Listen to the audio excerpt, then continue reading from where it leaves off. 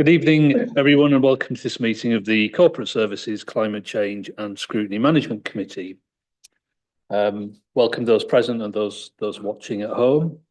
We'll begin with apologies. I haven't received any apologies for this evening's meeting, so everybody is present. Agenda item 2, declaration of interest. Do any members wish to declare anything not already on their register of interests? No. Agenda item 3, minutes of the meeting held on the 9th of December. Do any members have any matters of accuracy in those minutes? No, so we're happy to take those as an accurate record. Agenda item 4, public participation. We have one registered speaker this evening, Flick Williams, who wishes to speak in relation to matters within the general remit of the committee, namely the York Central major projects. Can you hear us, Flick? Yes, good evening. Good evening. You'll have, obviously, as you're aware, 3 minutes to speak. Would you like me to give you a 30-second reminder? No, thank you. Okay. Could we turn the volume up slightly? So there's something you've done on the maximum it is. Okay. If you speak up, Flick, just to make sure we can hear you okay, but in your own time.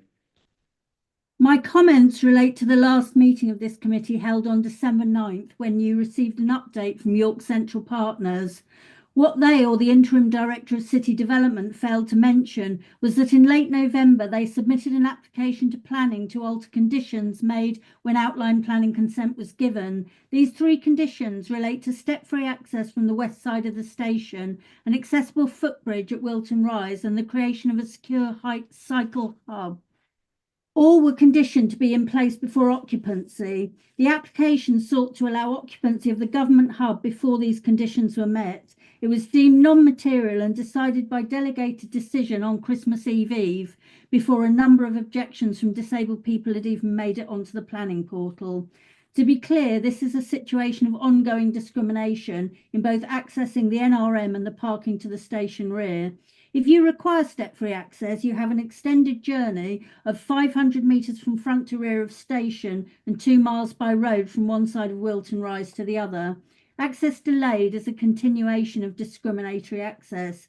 For now, I'll just draw a line under the fact that the Government Property Agency supposedly sees no issue with occupancy before equitable site access, as at exactly the same time as the government has issued a white paper to Get Britain Working, targeting disabled, chronically sick and older people for a return to the workplace.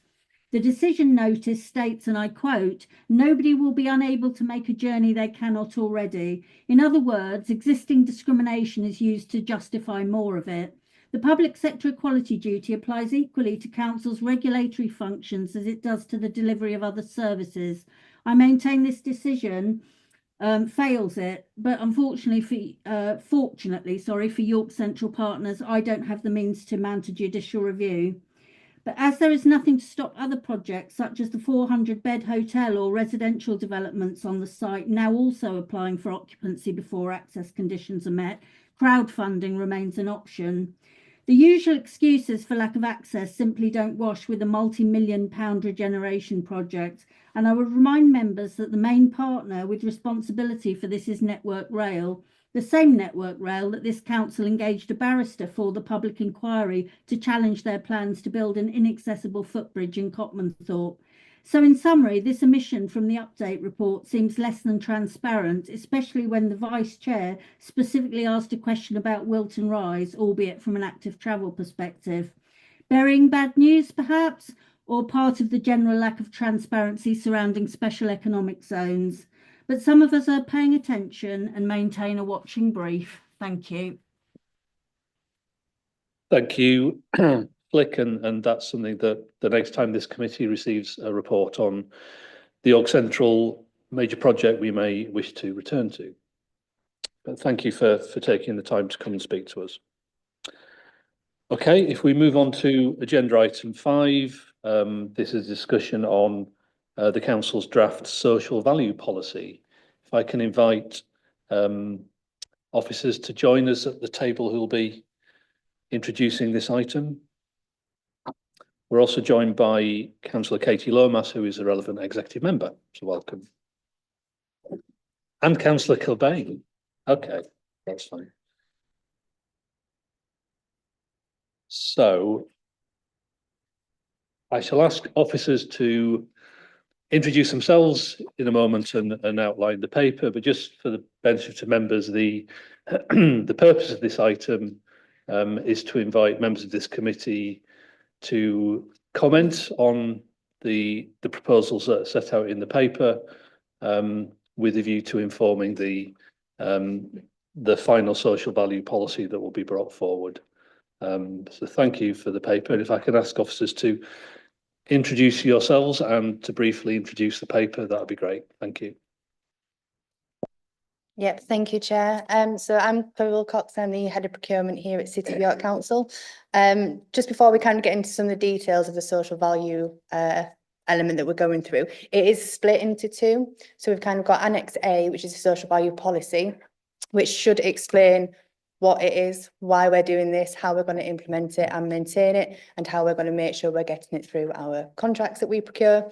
And then the other element is Annex 2, which is the social value framework, which is a guidance document for officers at the council to give good examples of what good questions are, what good answers are, and how to make sure that they are managing that through their contract, through contract management. In regards to the social value policy, as you mentioned there, Chair, it is coming here for comments, for feedback, so that can be fed into the final document. So I suppose at that point, for the policy, I'll open it up to questions. Thank you. Thank you. Claire, do you want to add anything?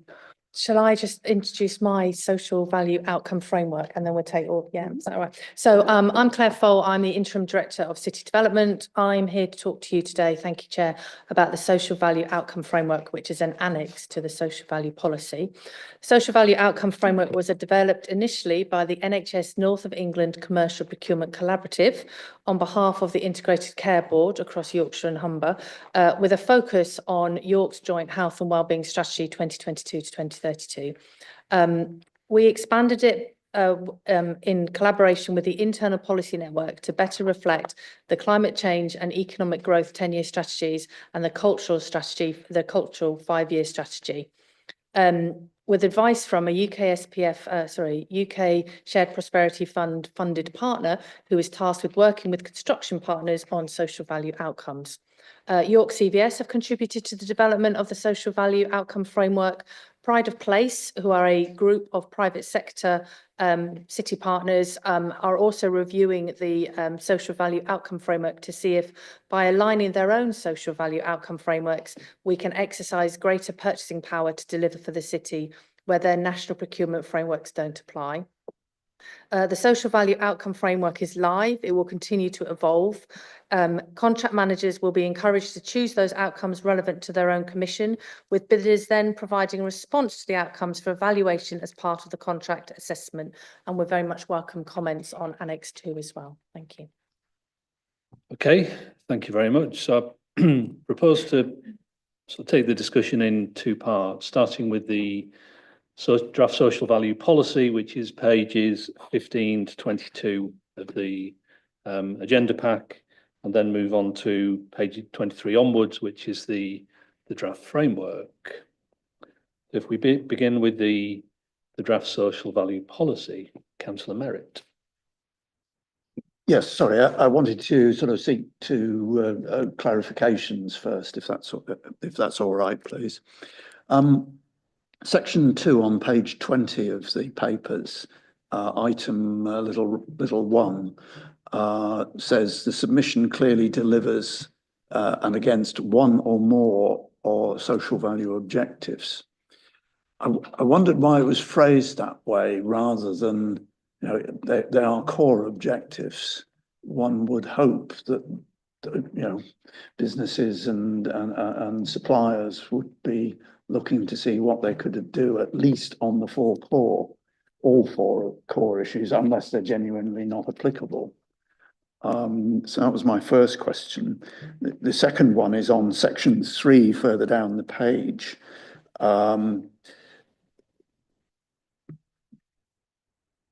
In terms of the application, at least 10% of bid scoring will be allocated to social value.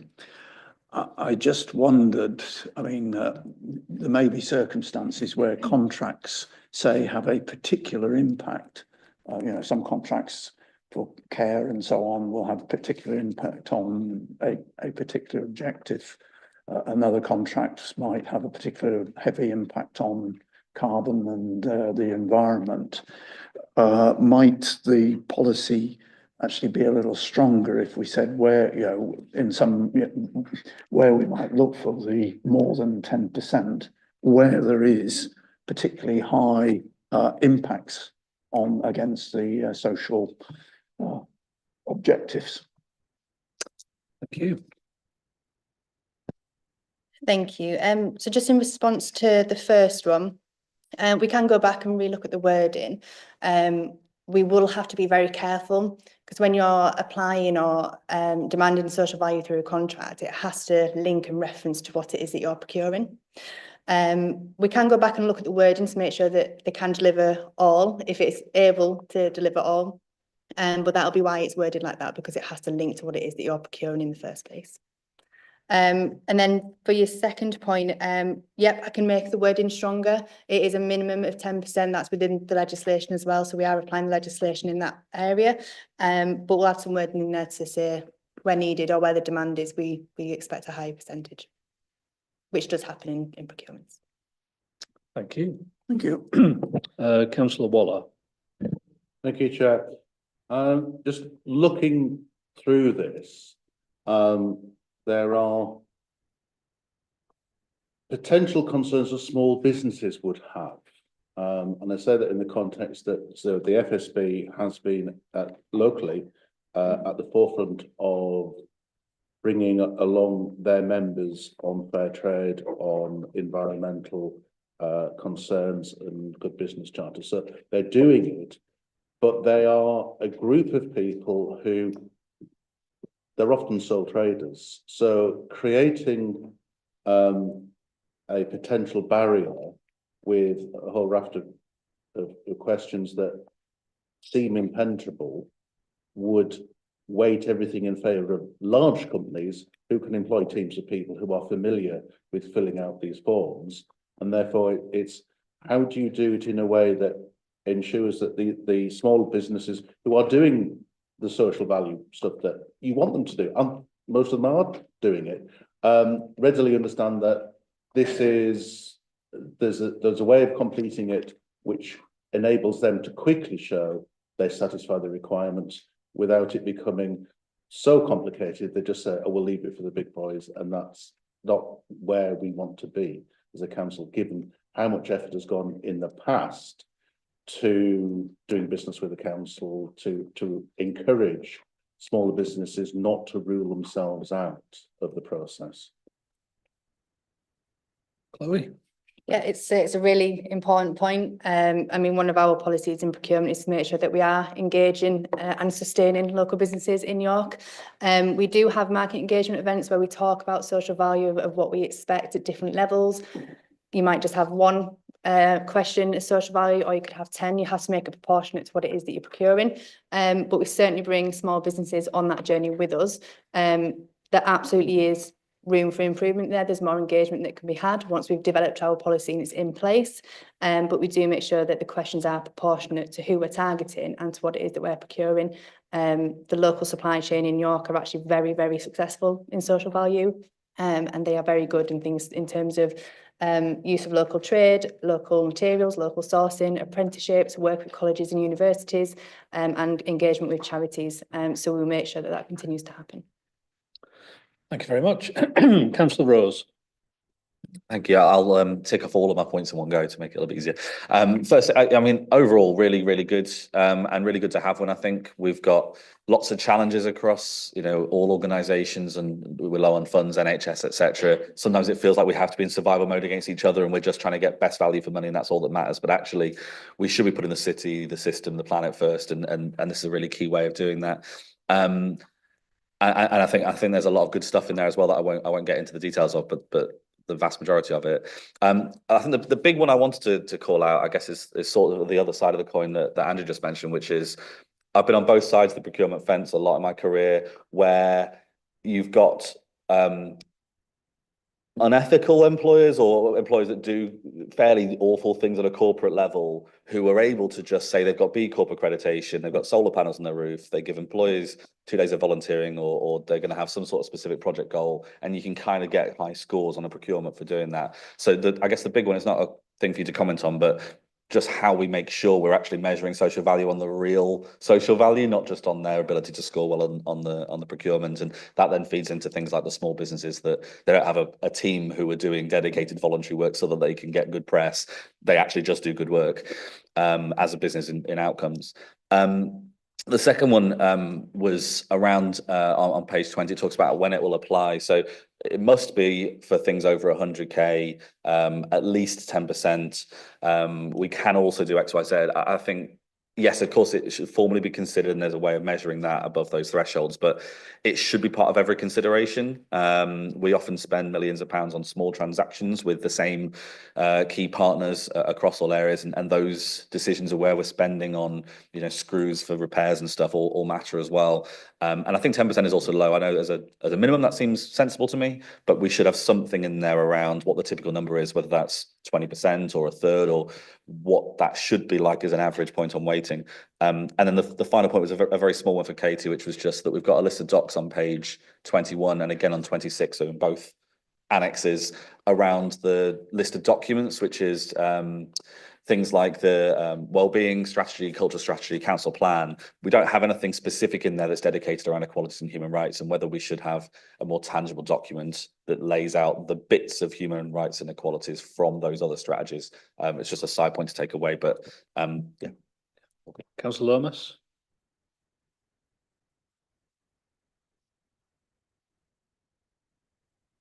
Yeah, just on that, we are commencing consultation on our equality, diversity and inclusion strategy imminently, and that will bring together all of the strands of human rights, equalities, inclusion that sit currently in a lot of different places. Thank you.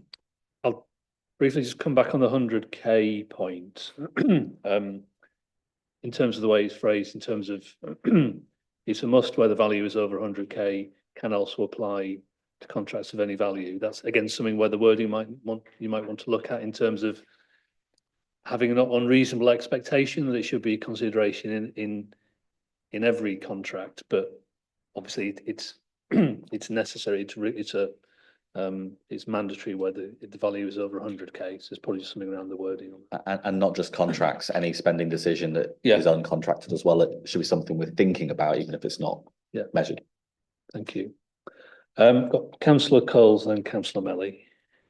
Sorry. Thank you, Chair. Just to welcome again the spirit of the report and everything that sits behind it.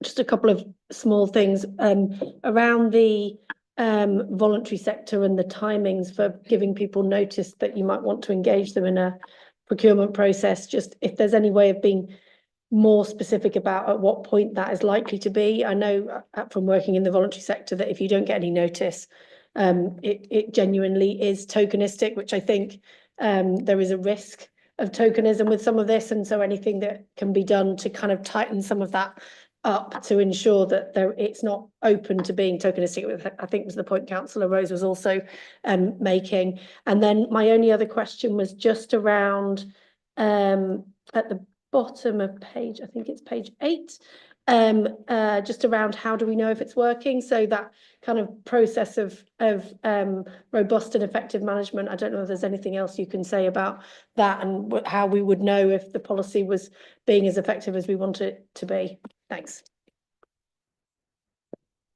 So just in terms of essentially how can we give more of a heads up to the market and the voluntary businesses and smaller businesses, we are publishing a very long pipeline into the public domain which details what we've got coming up in the next 5+ years, of which they can view and they can get in contact with us as well.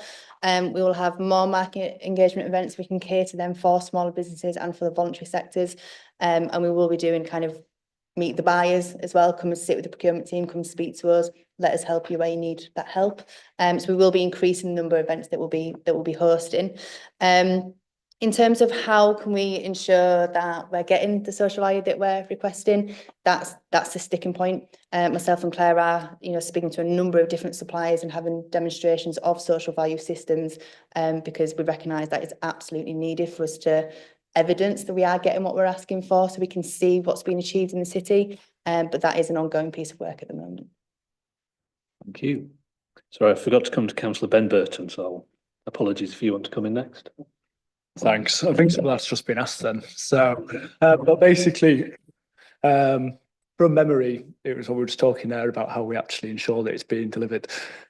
We probably don't have the resource in-house to track every single contract that comes through. So the most effective system I've seen when I've been bidding into other authorities, for example, so Lancaster used a social value portal, which was a really good tool for making sure it was tracked. So it sounds like you're already looking at these systems. So I guess that takes that question away. I guess the only thing I'd counter that with is looking at it from the other angle is a little bit about making sure whatever system we get in is you end up having a huge amount of metrics, and you're asking, and people keep just trying to squeeze things into every metric when you're putting the bid together, rather than actually if you went and sat down with these suppliers and said, this is fundamentally what we'd like to see, or if they bring forward quite a creative idea for how they might focus on one specific area of the city that might be better to us, how do we then value and evaluate that with the teams that we have in? And I haven't really got an answer because it's complicated, but I've sat on both sides of the fence and come away feeling like I've probably been marked down as a bidder because I've done something creative and not ticked every single box on that metric system. Whereas actually what we were doing was significantly more exciting than what everyone else was proposing, because they were just saying, we'll do a couple of apprentices that we'll find who they would have provided anyway, while they'd have done this. And it's how do you balance those two things? So I guess it's more of a comment in the end rather than a question, because you're doing some of it. But yeah, that's... Thank you. Noted. Councillor Melly. Thank you, Chair. Yeah, I completely agree with what's been said, that we need a policy and a scoring system that really does help to identify where the real social value is. Large companies are more likely to have PR professionals and people whose entire job is putting together procurement bids, and the small businesses are less likely to have that, and less likely to be able to really tick all those boxes, not because they provide less social value, but just because they don't have that same professional box ticking expertise.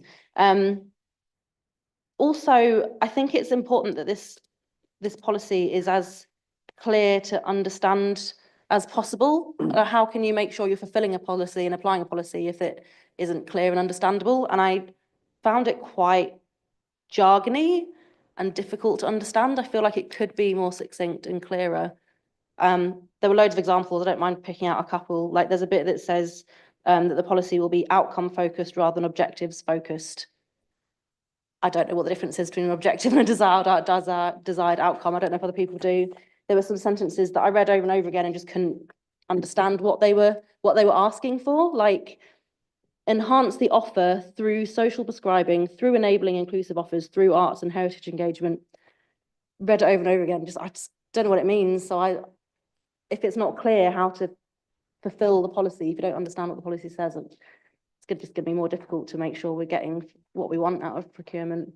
I'm sure I can find other examples if you're interested, but yeah, those are my thoughts. I also have some questions on a different topic. If you shall we? Are your questions on the outcomes frameworks? I can see you're in the slide section. Yeah, they are. Yeah. Okay. Well, if I'll just check. Is there anything else on the draft policy before we move on to the outcomes framework?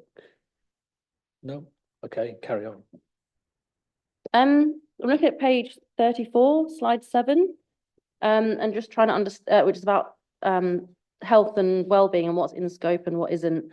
I was just wondering if you could explain some more about why some things are in scope and why some things aren't in scope.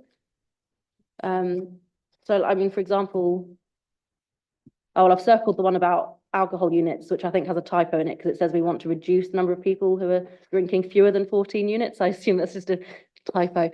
But things like reverse the rise in the number of children and adults living with an unhealthy weight. Why is that in there? So there's other, weight on its own isn't necessarily a health factor. It's the things that cause being overweight or underweight, like not, you know, living a sedentary lifestyle or eating highly processed foods, that sort of thing. Those things are in there as well, like reducing sedentary behavior, increasing physical activity. So if those things are in there, why does pointing out people's weight have to be in there as well? Claire? So this section is based on the joint health and wellbeing strategy, which has got 10 outcomes, and they've or 10 big goals, and they've matched the social value outcomes that we could potentially achieve. Sorry, they've matched the goals that we could potentially achieve through the social value outcome framework. So reducing the rise in the number of children and adults living with an unhealthy weight is one of the 10 big goals in the joint health and wellbeing strategy. So it's not in itself a social value outcome, it's actually one of the 10 big goals in the joint health and wellbeing strategy.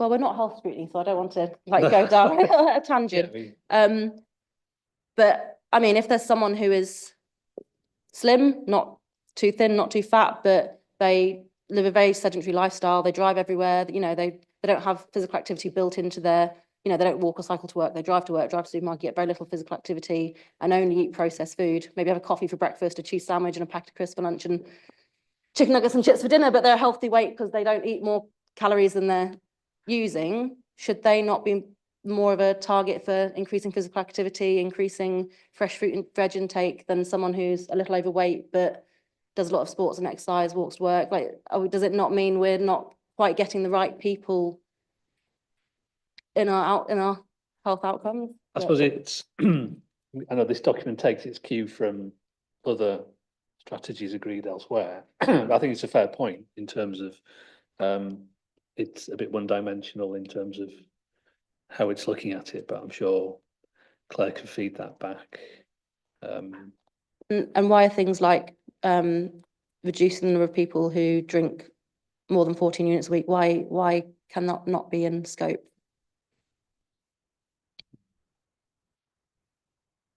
Is that a legal thing?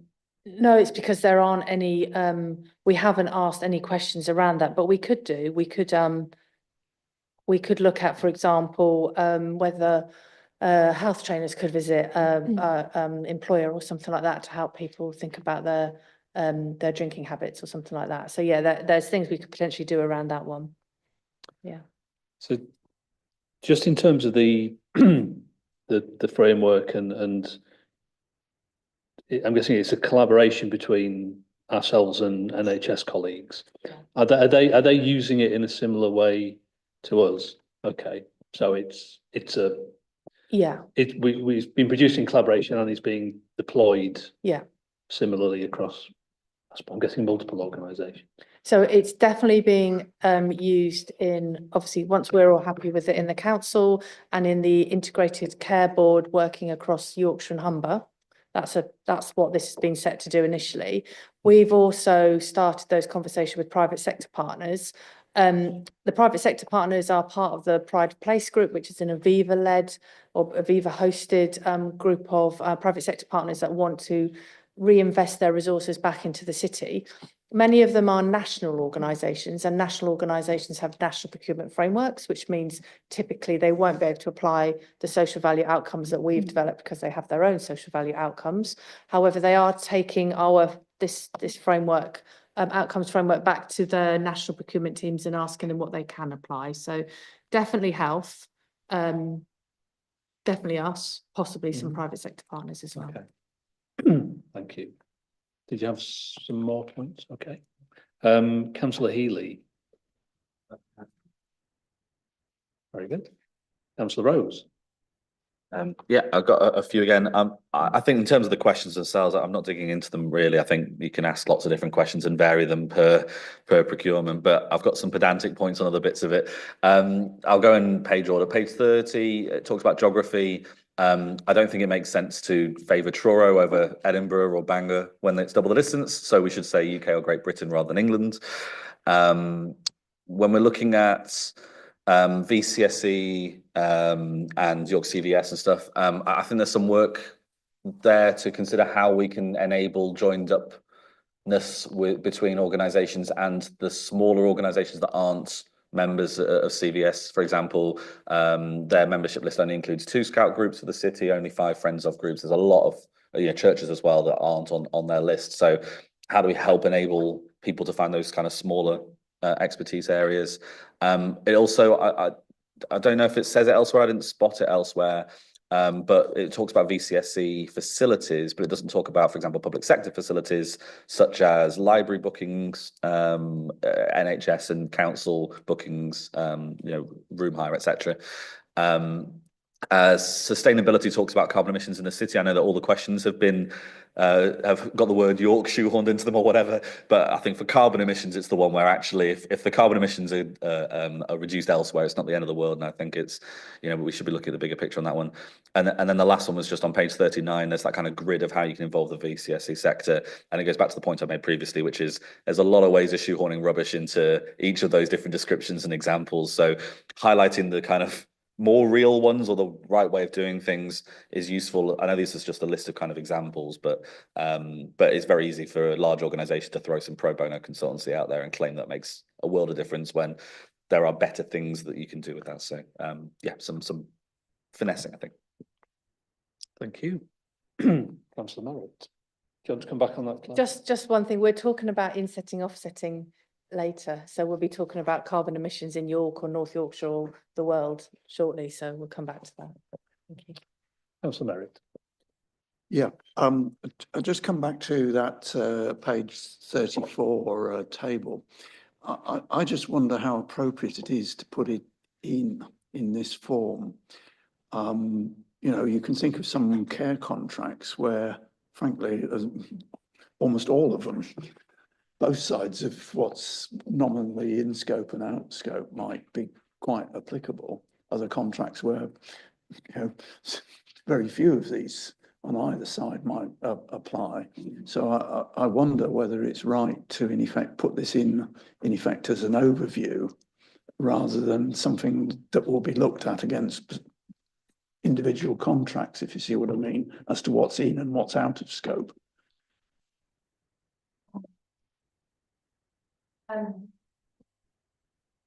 think just whilst Claire's getting the table up, I think it's really, really important to note that this isn't going to be something that people are restricted to.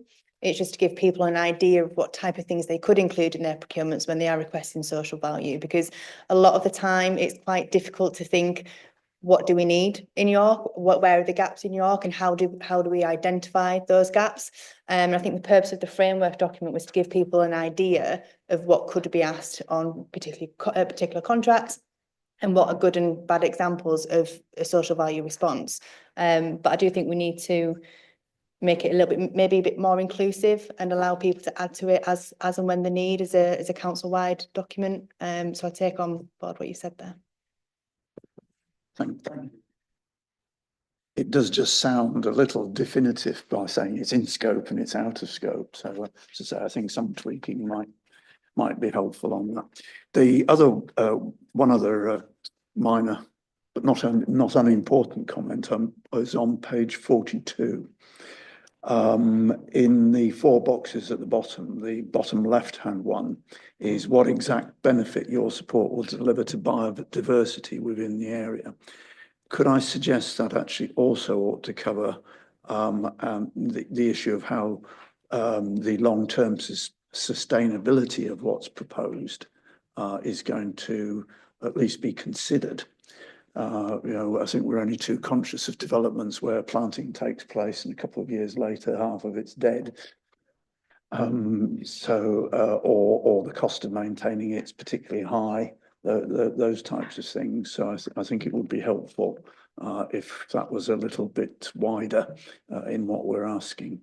As I say, won't necessarily be able to guarantee the follow-up, but as long as it's been thought about, and you know, what's required flagged. You know, that I think that would help. Thank you. Thank you very much. Any other comments, questions, suggestions? Just picking up reading through the framework, it sets out various ways in which potential suppliers would be asked how they would contribute to building community capacity, supporting neighbourhood priorities, some of which suggest a sort of financial contribution, some of which suggest a contribution that might be in terms of person hours. Is there a way in which you would sort of prioritise those? Would you say, well, we'd rather have a financial contribution towards achieving something, or we'd rather have volunteer time? Do you have a set hierarchy, or is it is it largely a case of looking at each proposition on its merits? Yeah, it's the standard procurement answer of it depends. So it does depend what your priorities are during that procurement exercise and during that contract. What is it that you want to see at the end of that contract? And it will be down to contract managers to determine what their priorities are and what they want to see in a social value response. So it does depend on what the priorities are during that procurement exercise. Thank you. Any other comments or questions? So I've got a list of comments I'm sure you've been scribbling away as well, to make sure we've captured all of the helpful feedback from members. So thank you for the report, and thank you to members for your contributions. Which moves us on to the next agenda item, which is an update on the Castle Gateway major project.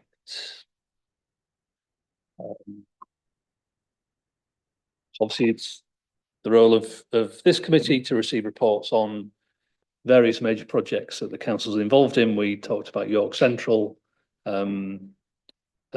at a recent meeting, and we're now on to Castle Gateway. So thank you for the report.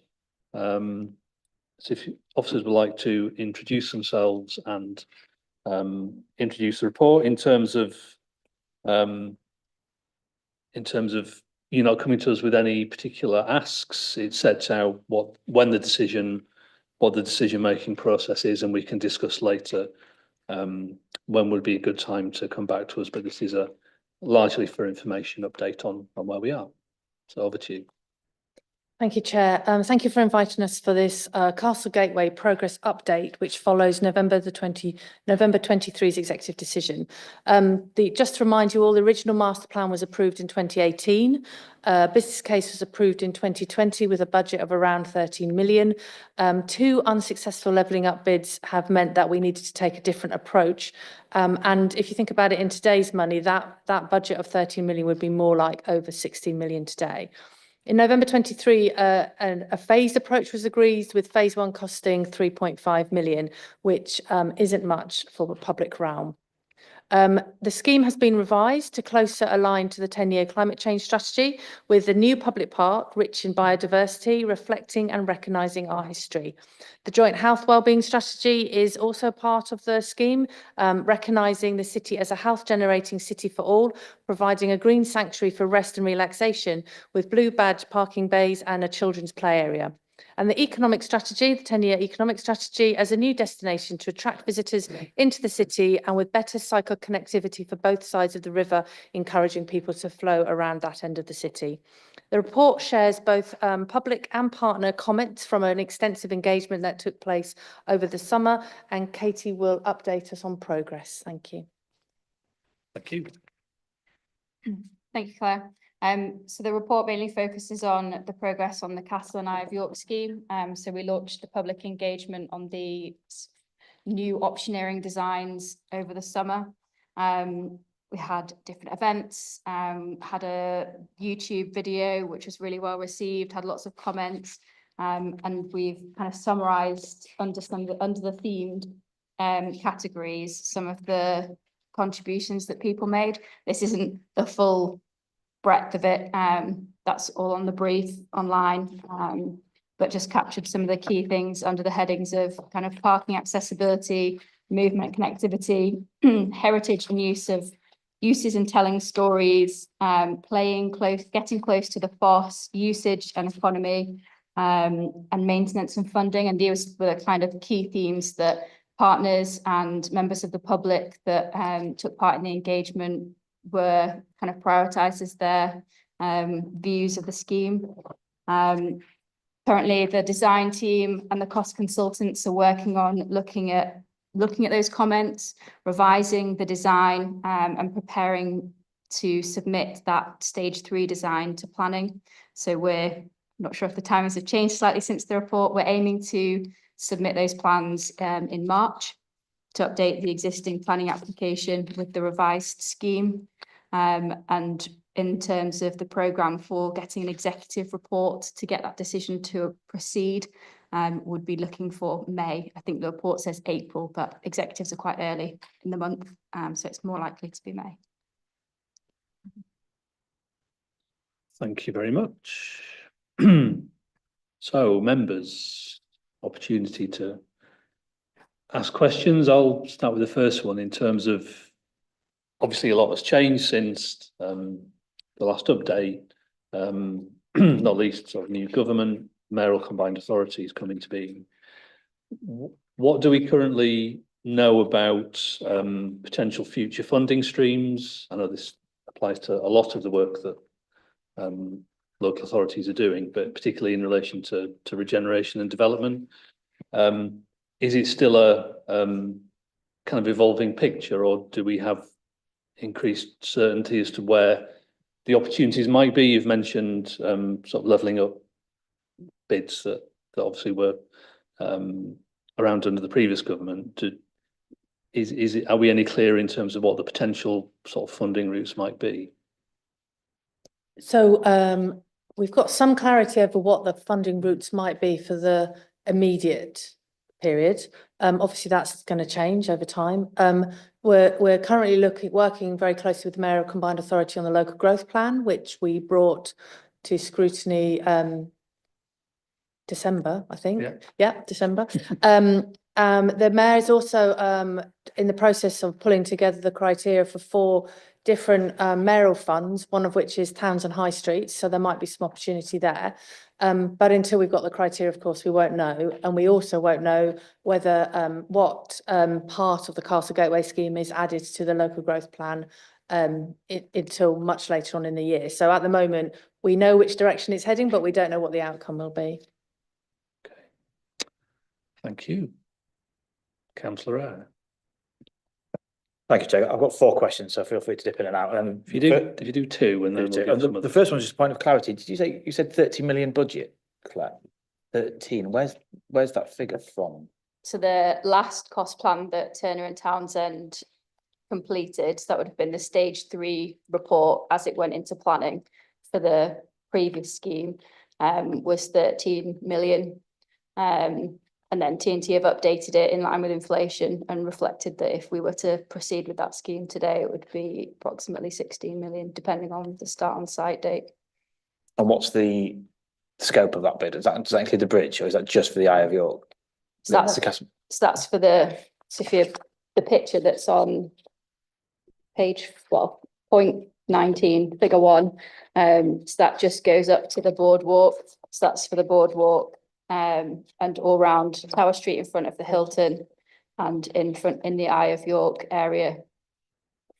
So I think we'd submitted a levelling up fund bid of approximately 12.5 million before we got to that point of the stage 3 cost plan. But that's where the cost plan ended up. Okay. The first question then, obviously, the original master plan had quite a significant amount of event space. As things have progressed, what have we lost from that potential for delivering event space, and what's been retained? So we're looking to retain electrical connection points and water points on the site. So there's the potential to still have events. Obviously, the majority of the space is a grassed area, or will be a grassed area in the proposals. So any event taking place on that space would have to be conscious of the kind of longer term impact or medium term impact of the grass. And it's not an ideal location for some of those sorts of events. So it certainly would be a smaller scale than what had previously been planned for. Can you give me a sense of what the original scale was and what the new scale would be? And following on from that, there was a suggestion that we might make about £250,000 a year income from that space at the higher level. I'm assuming all of that potential income would go under this scheme. Yes, I think the previous calculations were thinking something akin to something like the Christmas market could be facilitated on that hard paved event space area. But in the current scheme that we're taking forward or progressing with BDP, the designers, there isn't that hard paved area. There is some spaces around the Eye of York, depending on what space people find convenient to use for events. Councillor Cobain, do you want to? Councillor Cobain? Yeah, I mean, clearly the project's changed from previous administration based upon feedback, and I mean, this is a space in York that's been consulted considerably over the years. I think it would be wrong to think of this space in isolation, really. So we are embarking upon a city centre spatial strategy that's just getting underway, which will consider all of the spaces across the city and how they're used. And that's not just coming from a council perspective. York Museums Trust will have some input into that. The Minster with the neighbourhood plan will have input into that. Make It York, the bid, York Civic Trust, quite a large array of stakeholders will have an input into that. So in terms of event space in the city, it may just be that event space is somewhere else, or it depends on what we want to use the city for. But there's been a change of administration and a change of design. I was going to ask you that question, Councillor Kilbane, because obviously this was a once in a generational probably opportunity to create an event space in the city centre like that. I appreciate your suggestion. It might be somewhere else. Do you have any other potential locations in mind? Because I can't see, and the city's never found anywhere else within the city centre area that would cover that level of footfall if this particular space isn't utilised. I think there are opportunities for other event spaces in the city, but not all of them are under council control. So I think it would be unfair to go listing them. But as you know, Councillor Hare, we have very good relationships with all of our partners across the city, and they will be contributing to the city centre spatial strategy to make sure that we've got a city that's fit for everybody, from your party animals to your quiet, reflective types. Sometimes we're both the same person at different times of the week. So making sure that works. And I think what was really important for us with this particular project is that one of the things that we put in our manifesto was reconnecting with our rivers. And it's really important for us that this is a natural space, and that it does connect with the river, with all of the biodiversity, etc., that can come with that, and isn't just kind of a runoff space for rainwater. So, yeah. I shall come back. If you've got more questions, I'll come back to you once I've given others an opportunity. Councillor Rose. Thanks. Yeah, thank you for the update. Very useful detail and positive response, I think, from the consultation. And most of the things that were picked up as potential improvements or challenges are broader issues. I mean, events included is a citywide challenge. Parking enforcement to blue badge spaces, whether you can use cameras for that sort of stuff is a citywide question. Drop-off pickup is a challenge there, but it's a challenge in lots of city centre places. Cycling plans and whether people will safely dismount or cycle in mixed spaces and cycle parking stuff. Again, that's a universal challenge. The big point, I guess, is the clear consensus of consultation was get on with it, with an exclamation mark in the report. I mean, Nigel just described it as a generational or once in a generation thing, but I know I'm on the young end of this room, but you know, it's 20 years ago when I was talking about this with friends and in a very different context. But you know, we've had numerous different authorities since then, numerous different leaderships. Some people in the room, multiple leaderships. Some people in the room, multiple leaderships with different parties. But you know, I was broadly in favour of the plans in 2005, and I'm broadly in favour of all the plans now. And reading through the reports, appreciating there have been changes and stuff in the last year, but paragraph 26 says designing, 27 says preparing, 28 says exploring, 29 says ongoing, 30 says underway, 31 says continuing, 32 says progressing and ongoing and confirming and reviewing, 37 says expecting to progress. So when we're talking about getting on with it, my question really is the missing date on the report of when are we actually going to see stuff happen in real life? I know you mentioned May for the sort of decision, but as much as I like these plans and previous plans, and until something happens, you know, I'm not going to be very happy. I think the residents are kind of not even sure if this is going to happen. What level of confidence do we have, and what timeline does that look like? So in terms of the programme, we'd be looking to take an executive report in May. So that report would seek the decision to progress to procuring a contractor, doing the detailed design work, and then hopefully starting on site. So I imagine we'd be able to start on site in 2026 with the scheme. So obviously, I think we've mentioned it before, we're working to a 3.5 million budget. So we referenced in the executive report that it would be delivered in a phased approach. So that first phase would focus on the footprint of the existing car park and the kind of circular walk around Clifford's, the base of Clifford's Tower. So that would be kind of the first phase of the scheme. So hopefully that will come forward sort of 2026. Can we say hopefully? So 2 years from now, January 2027, what's your expectation that there will be work on the ground before we get 2 years from now? It's subject to an executive decision, so we have to wait for the executive in May, I'm afraid. But it's yeah, if everybody says yeah. I'm fairly confident the executive's going to back it, but you know, we'll see on the day. Thank you. Councillor Coles. Thank you, Chair. I've got quite a lot of faith in the council getting on with it, because that's what my expectation has been and my experience has been. Just if I look at the Front Street development in my ward, that is an example of the council getting on with it. And the bollards have gone, and it is a much better space that residents have been continually telling us is a much better space. Just a couple of things I wanted to add. One thing about this project that I think is possibly kind of understated, but I think is there, is that this feels like it could be a really good resident space. This is a reason for people to come into town. And one of the things that people say a lot is that they don't come into town anymore. And actually this could be a really good reason for people to come into town. So I just wanted to just kind of say that, because it felt like it was there, but was slightly underplayed in terms of the message of the report. A couple of specific things that I picked up that I just wanted to mention. One, it's absolutely brilliant that we're going to be putting a park for children in town. And again, I think that's a really brilliant offer for residents. But I think we ought to just be careful about children are not one generic group. It's very different to deliver a play park for a 3-year-old than a 13-year-old.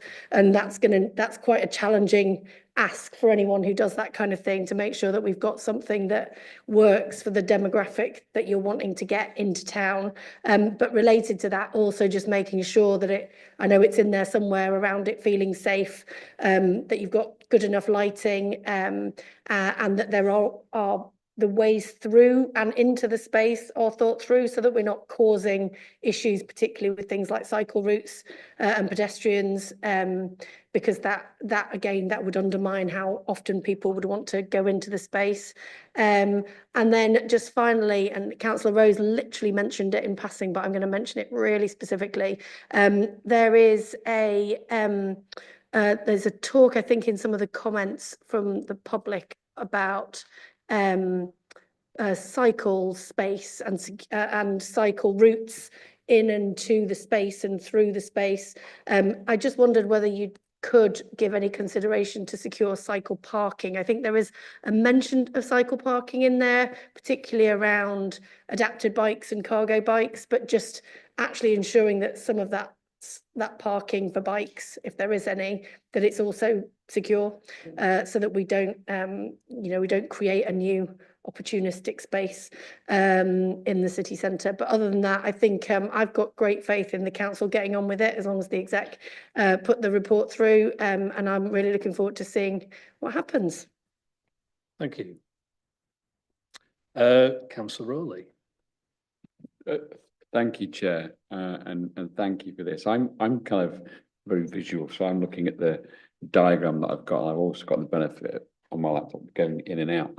I'm just conscious of the red markings, which I'm presuming is the area that we're looking at in terms of any development that we've got for that £13 million, which probably will, if we wait 2 years, will rise to 16 and more probably. I noticed there's a footbridge in there. Is that footbridge there for illustration, or is that part of the design? Because it seems to be outside of the red marking. So that's my first question. Yeah.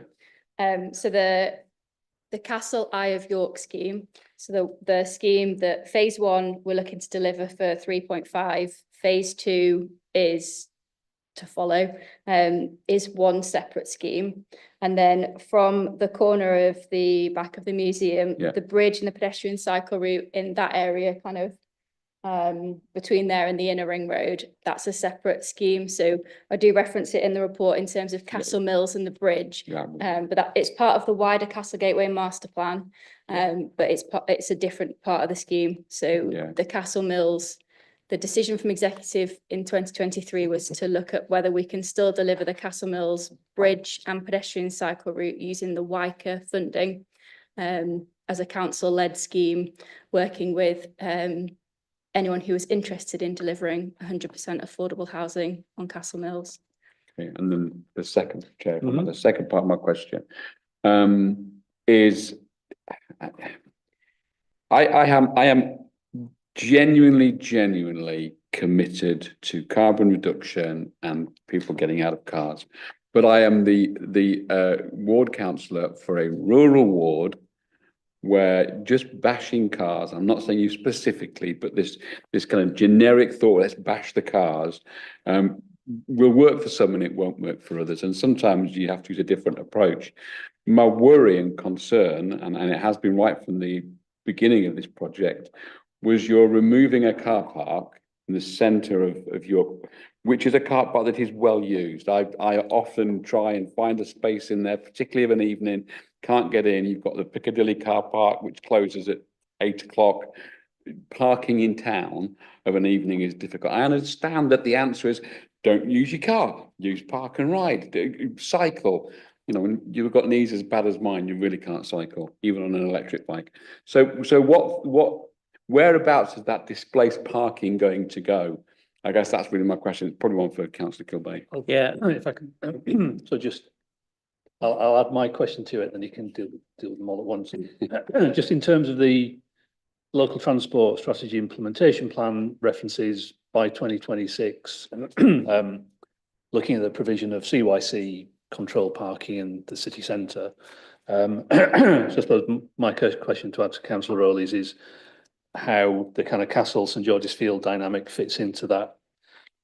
Is it the case that it's a bigger piece of work in terms of parking strategy, not just looking at these two sites in isolation? I would say so, Councillor Fenton. I mean, I think the first thing to say to Councillor Rowley is that, you know, bashing cars is only good for body workshops, isn't it? You know, for fixing them. So it's certainly not something that we are interested in at all. But we will be absolutely clear that we're not looking to displace parking. We are looking to reduce parking overall, as Councillor Fenton says, through the implementation of the local transport plan. And we have to look at the city as a whole. But there will always be people that need to drive into, people with even worse knees than yourself, Councillor Rowley, who qualify for a blue badge, or you may add, I won't ask. But they'll always need somewhere to park, and that's well provided for in this scheme, and will be well provided for across the city. But to people who can, use alternative forms of transport, then we are encouraging them to do so. And there are improvements that we need to make that go hand in hand with this and the overall parking strategy with Park and Ride, with the opening of Coppergate times when people want to use it, with the Park and Ride staying open overnight, with late at night running services. We are negotiating with all of our partners on all of those things to try and bring them in. So I think we have to look at the overall picture. I mean, the thing that always fascinates me about Castle Car Park is that, of course, it's an overflow car park. So that underpass that goes through into Piccadilly was built because it was assumed that Coppergate car park would get full up because everybody would want to park in it. And when it was full, you could just drive through the underpass into the overflow and park in the open air by Clifford's Tower. But of course, exactly the opposite things happened, hasn't it? People prefer to park in the open air and don't park in the multi-stories.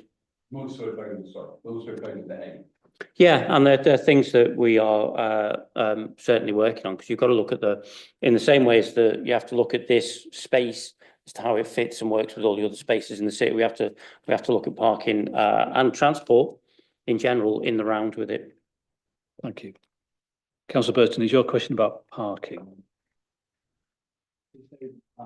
I'll let you go first, and then Councillor Eyre wants to talk about parking. Thanks. There's two, but I guess the designer's scheme is obviously pretty heavily dictated by the provision of the disabled parking, which previously wasn't there. If we surveyed that all 30 parking spaces that are currently there are used all at once at a certain point in the year, because if that is the case, then obviously that's understandable. And also, I guess previously some of these would have been moving to St George's Field, and I guess the question is that we'd have moved them, but we put them in a different parking area? Do they all need to be on Castle Gateway? Because that's pretty much dictating the size of the site. And obviously really important that we have disabled parking, it's in the right places, but you know, is it all that it needs to be there? And I guess the other thing that ties into that, because that then changes where the FedEx Centre goes and what was previously there for the FedEx Centre, which has been removed. So it's just a design problem created by that, I guess. And that's the question. Who knows about parking usage? Councillor Lomas? So the aim with the redesign of the scheme was to re-provide a similar level of blue badge parking spaces that currently exist in that specific area.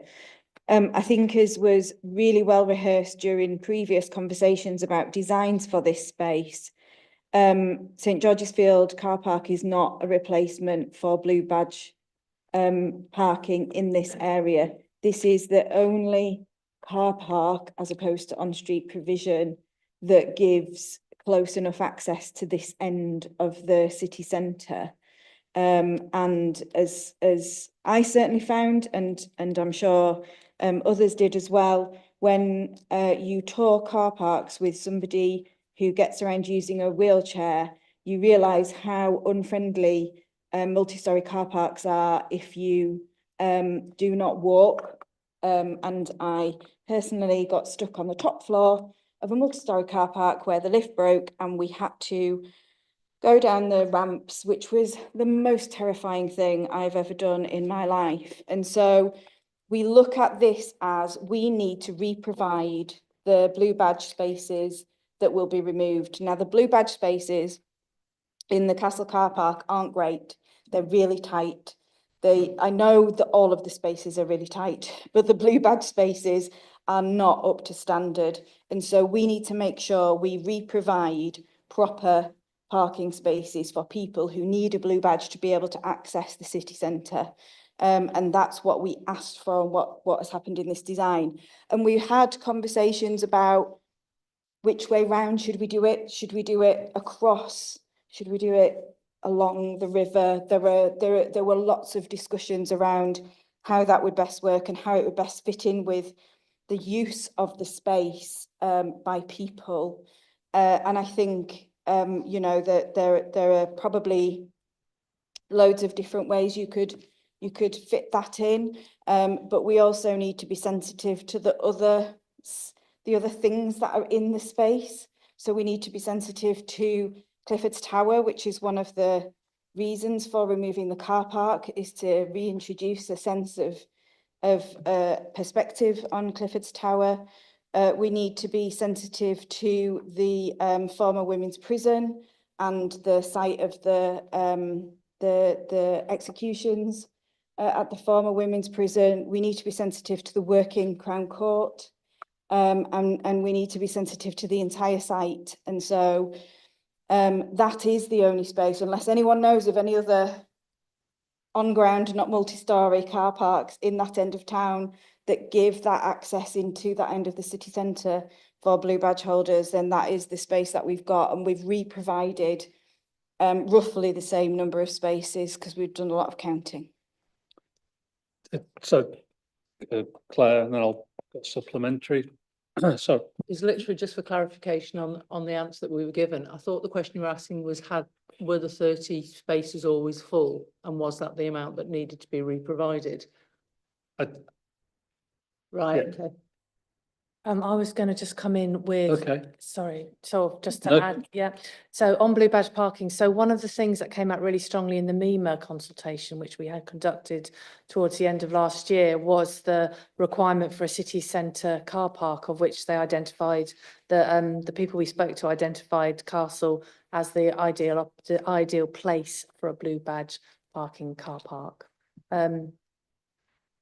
I can't answer the numbers, I'm afraid. Okay. I mean, if the information exists, it would be helpful to have it. I take the point that if a car park isn't set out in a way that makes it easy for blue badge holders to park there, then it's probably not unsurprising that some choose not to park there because it's not up to standard. But if there is any information about current levels of usage, that would be helpful to have. Anything else you wanted to ask? Okay. Yeah. One more thing on blue badge parking. I think the other thing to just take note of is that blue badge holders don't have to only ever park in a blue badge space. They can park in any parking space. So I think we just need a note of caution on looking at numbers, because there could be, for example, right this second, all the blue badge spaces are full and a dozen blue badge holders parking in non-blue badge spaces, and then next hour all the blue badge spaces empty, but still a dozen blue badge holders parked in the car park. And you know, there are rules stopping people who aren't blue badge holders from parking in those spaces, but there are no rules that stop blue badge holders from parking in non-blue badge spaces. Okay. Back to Councillor Eyre. Thank you, Chair. It was just clarity from Councillor Kilbane around the question of displacement or reduction, because there's been some conversation that parking at Castle Car Park would be displaced. I think you yourself mentioned Q Park, for example, when you were sitting at the other end of the scrutiny table. So it is definitely your view that parking will reduce as a result of Castle Car Park, because obviously you've got a flip side of that policy where you're putting massive additional amount of income from car parking into the council's recurring budget. So we've seen a 7% drop off just about being sustained in terms of parking increases. What percentage are you looking to reduce in terms of overall parking numbers in the next 2 years when this closes? And what do you think the revenue impact of that would be? I think, as I've said in many different forums, as a council, we have to wean ourselves off parking revenue if we're going to have less cars parking in the city centre, quite clearly. As a council, we don't look to replace the parking income by building a multi-storey car park next to the river, next to the bridge, and next to some ancient monuments. We don't think that's the way forward. So, and as a council, as you know, Councillor Eyre, we are becoming more efficient. We are making savings, but there is still an enormous amount of pressure on our budget, so we have to look at other ways that we can fill that gap rather than through parking revenue. The stated aim of the local transport plan is to reduce driven miles by 20%, is it? I can't remember, it's a while since I last looked at it. And that's going to mean less people actually parking in town. I can't give you an actual figure.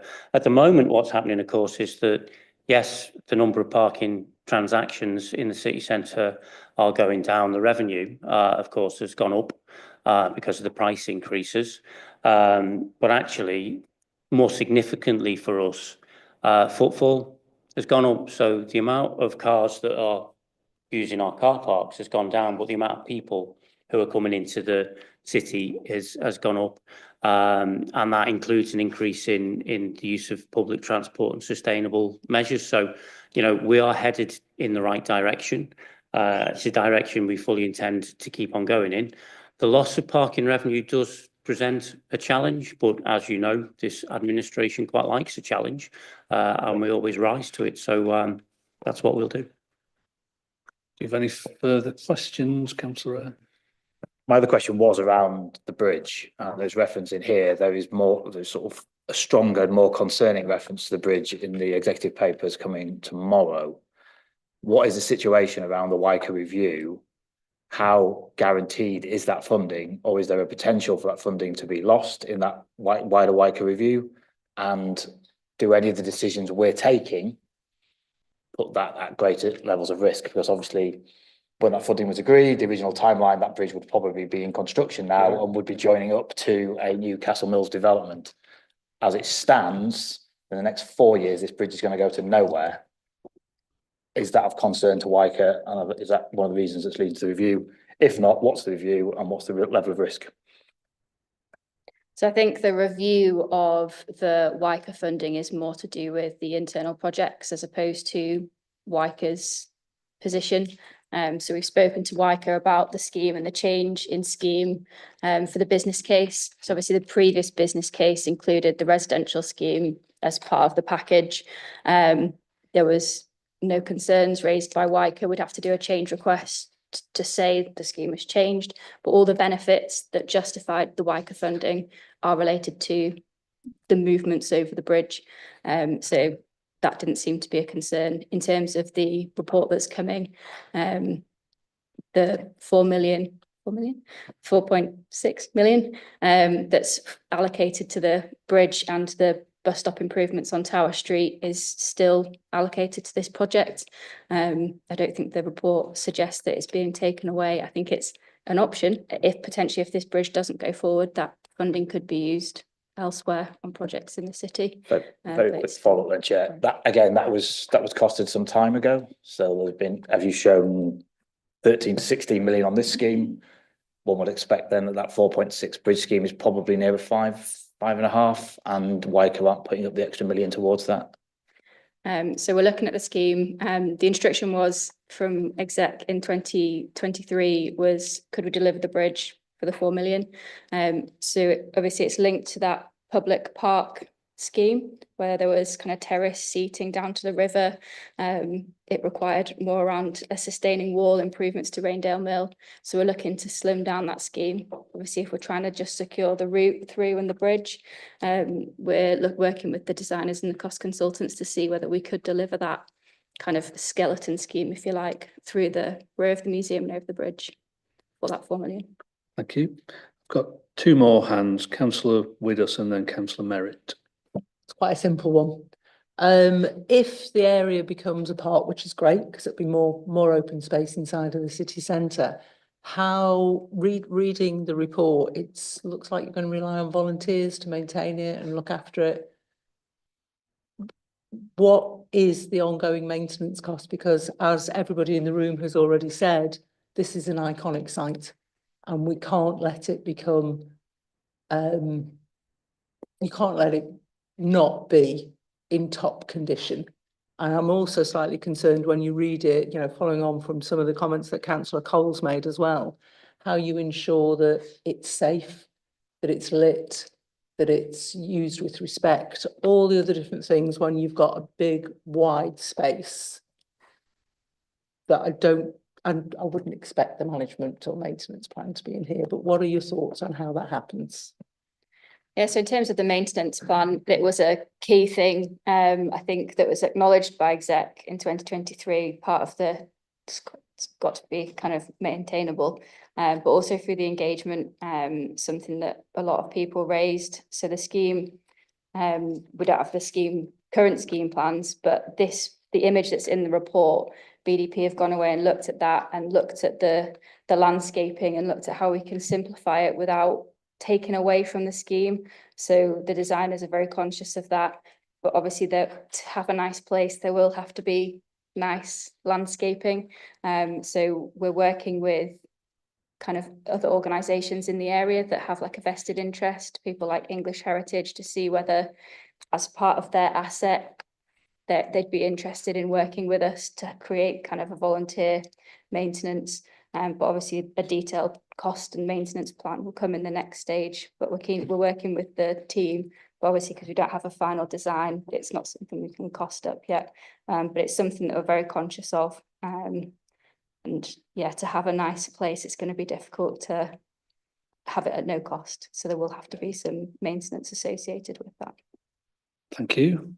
Excuse me, Councillor Merritt. Councillor Healy. Hopefully quite a easy one. Looking at the picture on page 64/19, the actual kids play park looks quite small. How many individual bits of play kit do you imagine getting on there, just so we've got some idea, so we can compare it to a park that we know? So we're talking about Roundtree's Park, or we're talking about the little park near me in Bishop Hill? Not sure. So just in terms of how the scheme's developed since this, the play park we're looking to locate in the northern section. So as you come into the scheme area here, this area at the top is going to be allocated. So before we were kind of trying to have like a little trail of play, but I think we're changing it to be more focused. So it is a dedicated play area. So really trying to bring out the play more from what we'd previously said. So it's not just going to be some stepping stones or something small you can climb on. It's going to be more of a dedicated space. It's not going to be swings and roundabouts, but more kind of some things you can climb on. We're looking to bring in some more sort of accessible play. So in the landscaping, we're hoping the designers can bring forward things that are kind of more noise, sound orientated, or visual. But it's more than suggested in this scheme. I don't think it quite comes out in this scheme that's in the picture, but we are looking to kind of make more of the play element in the scheme. Thank you. One last question or comment from Councillor Melly. If you are hoping that kind of long-term management of the space, looking after it, keeping it clear and tidy is using local volunteers, then that requires local residents to be on board and feeling like this is part of their neighbourhood and they're part of this project from the start. If local residents and local businesses are alienated by this whole project, then they're less likely to be on board to help, maintain it long term. And obviously this major project is, a huge benefit to the city. It's, we've talked about how it's going to bring people to the city centre, how it will bring visitors, what a great space it will be, how it will improve the setting of quite a few heritage assets. I haven't seen much acknowledgement that actually it's not just about people who visit the city centre, there are residents in the city centre. And, the report does say that loss of parking will affect local businesses. It will affect local businesses and local residents who use it as part of their res park zone, for example, and are going to lose it and have, I don't know, well, I haven't heard a solution yet of where they're going to park, if they're going to have to pay full price to park in a car park a mile away or whatever. So I've forgotten that was the thrust of my question really. How are local residents going to be on board throughout this, through all the next stages that we're going through to make this happen? Yeah, I think just the way we've done engagement, the way the scheme design has kind of evolved, we've always invited people to come to the events, the site tours that we had and the online tours advertised. Obviously, we went to a ward committee that was advertised to kind of the residents in the area. So we've been keen all the way through to take people's views. And I know that some of the local residents from the apartments across the road were part of some of those tours and gave their views. I think one element of it is just making sure people have every opportunity to shape the plans as they come forward. And that kind of helps the kind of ownership of the scheme. And just keeping that going. Obviously, the next stage will be planning. So we'll do a similar sort of promotion of this is the scheme that's going in, like this is how it's been shaped by the public engagement, which a lot is residents, when we posted these events, in the city centre. Thank you. Yeah. Just to add to that, you know, the bridge, for example, you know, is a bridge, not just to opportunity for the normal residents of York to be able to afford to live somewhere when we build 100% genuinely affordable housing on that site. It's really important that, I mean, this will be their front garden. You know, it'll be an absolutely great place to live, and the aim is that if you work in a bar down the road, then you can afford to live in the city centre, and so you should be able to as well. So we will build accommodation that the residents of York can genuinely afford to live in. But of course, that connection then goes beyond that into Piccadilly to the huge amounts of residential that's there, and connects all those people into it, and beyond that into the Navigation Road area, into the Warmgate estate. Saying to people, come on, have a stroll down the road and come and enjoy one of the iconic buildings of England that's in your front garden. One final question from Councillor Taylor. Thanks, Chair. I think this is generally quite impressive, and I'm sorry, I am going to dwell on this sort of longer term maintenance issue. And forgive me if it's already in the paper somewhere, but is it possible to confirm or give clarity that the possibility of paid staff, whoever they're employed by, looking after this site is not off the table? Because I always get nervous about the sort of discussion around volunteers looking after spaces, that they are the sort of icing on the cake. As good as it is, and we need more volunteers all over the city, especially on flagship sites, it is irresponsible to rely on them on a sort of ongoing regular basis. So can there still be an element of paid people doing the work here as a sort of routine thing? Is that off the table? And if it's on the table, how much of the table is it filling relative to other options? It's probably too early to say, but Yeah, so the executive report will contain kind of a rough idea of what the maintenance cost would be, assuming it was a completely maintained by the council, what that would be. Obviously, the idea of volunteers is something that we're exploring, but I think the baseline position is, if that doesn't happen, this is what a kind of a worst case scenario fully costed maintenance plan would look like. Obviously, to some extent, that will rely on the detail that comes post then. So the stage 3 design, after planning, after it's gone through a decision, that's when we'll really know the detail. But I do think even with volunteers, I do think that there will need to be a paid element as well to kind of help the management, help the maintenance kind of run. So I think realistically, a volunteer angle of that would be a portion of it. It wouldn't be the whole thing regardless. Thank you, members. Thank you, officers and executive members. So obviously the next decision point is in spring, summer, when there'll be a report to executive. If you do want to bring that back here for pre-decision scrutiny, obviously if you let us know, and we can factor that into the work plan, but I'll leave that with you to consider. Thank you very much. It's 7:25, so I suggest we have a 5-minute comfort break before we move on to talking about carbon offsetting and insetting.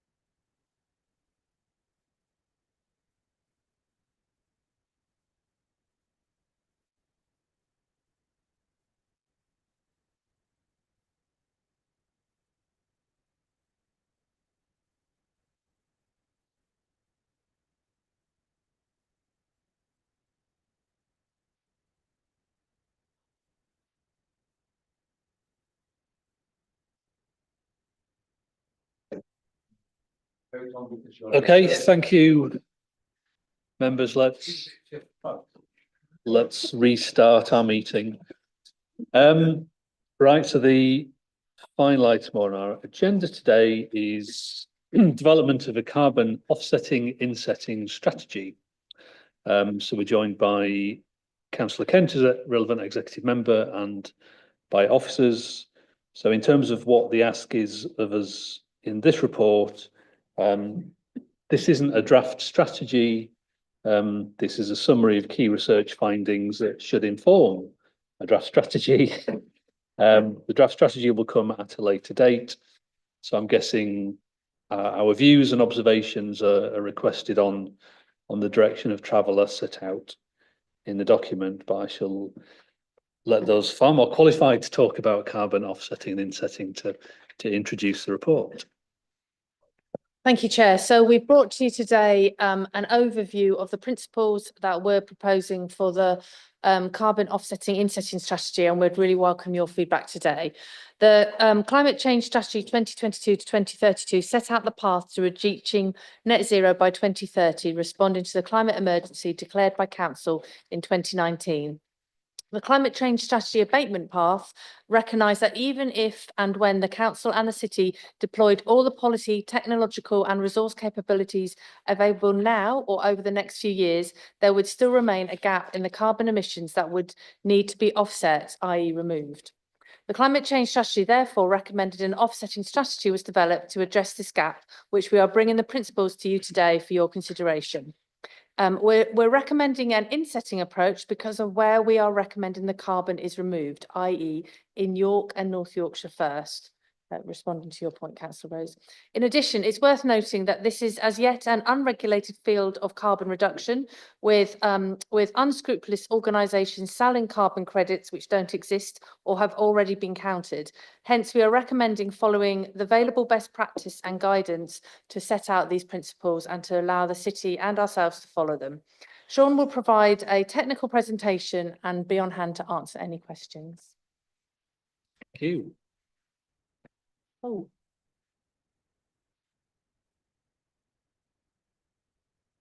Thank you, Claire. Thanks, Chair.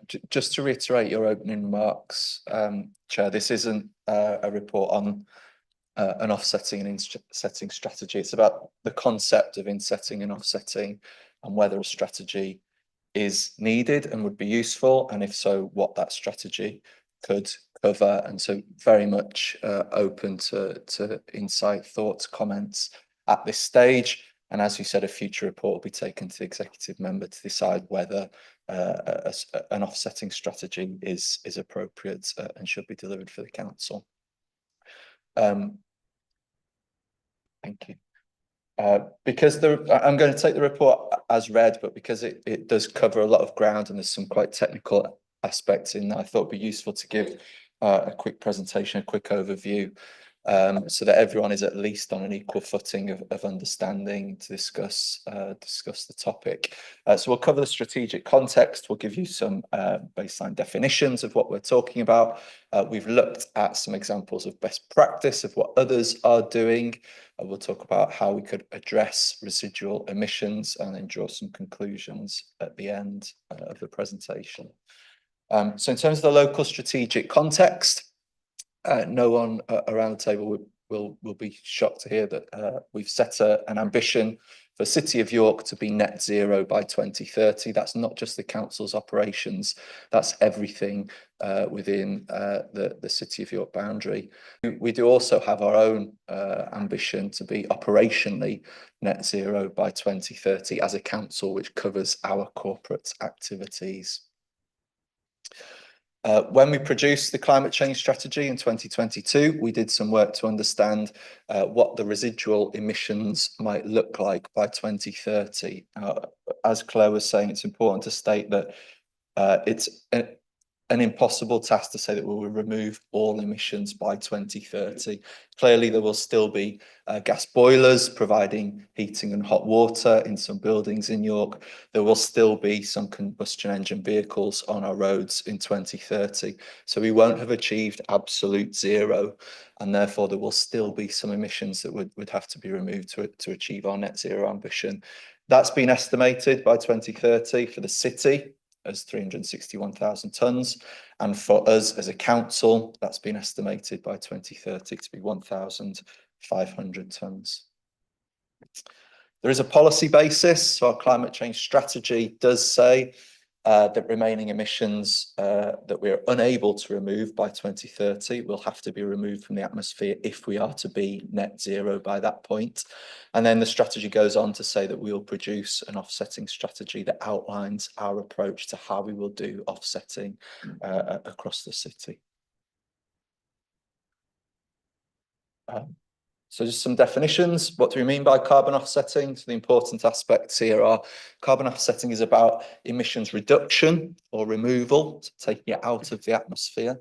And that results in activity outside of an organisation's boundary. So there are lots of classical examples of what carbon offsetting might look like, including reforestation, in rainforests, or protecting natural nature and trees in other parts of the world.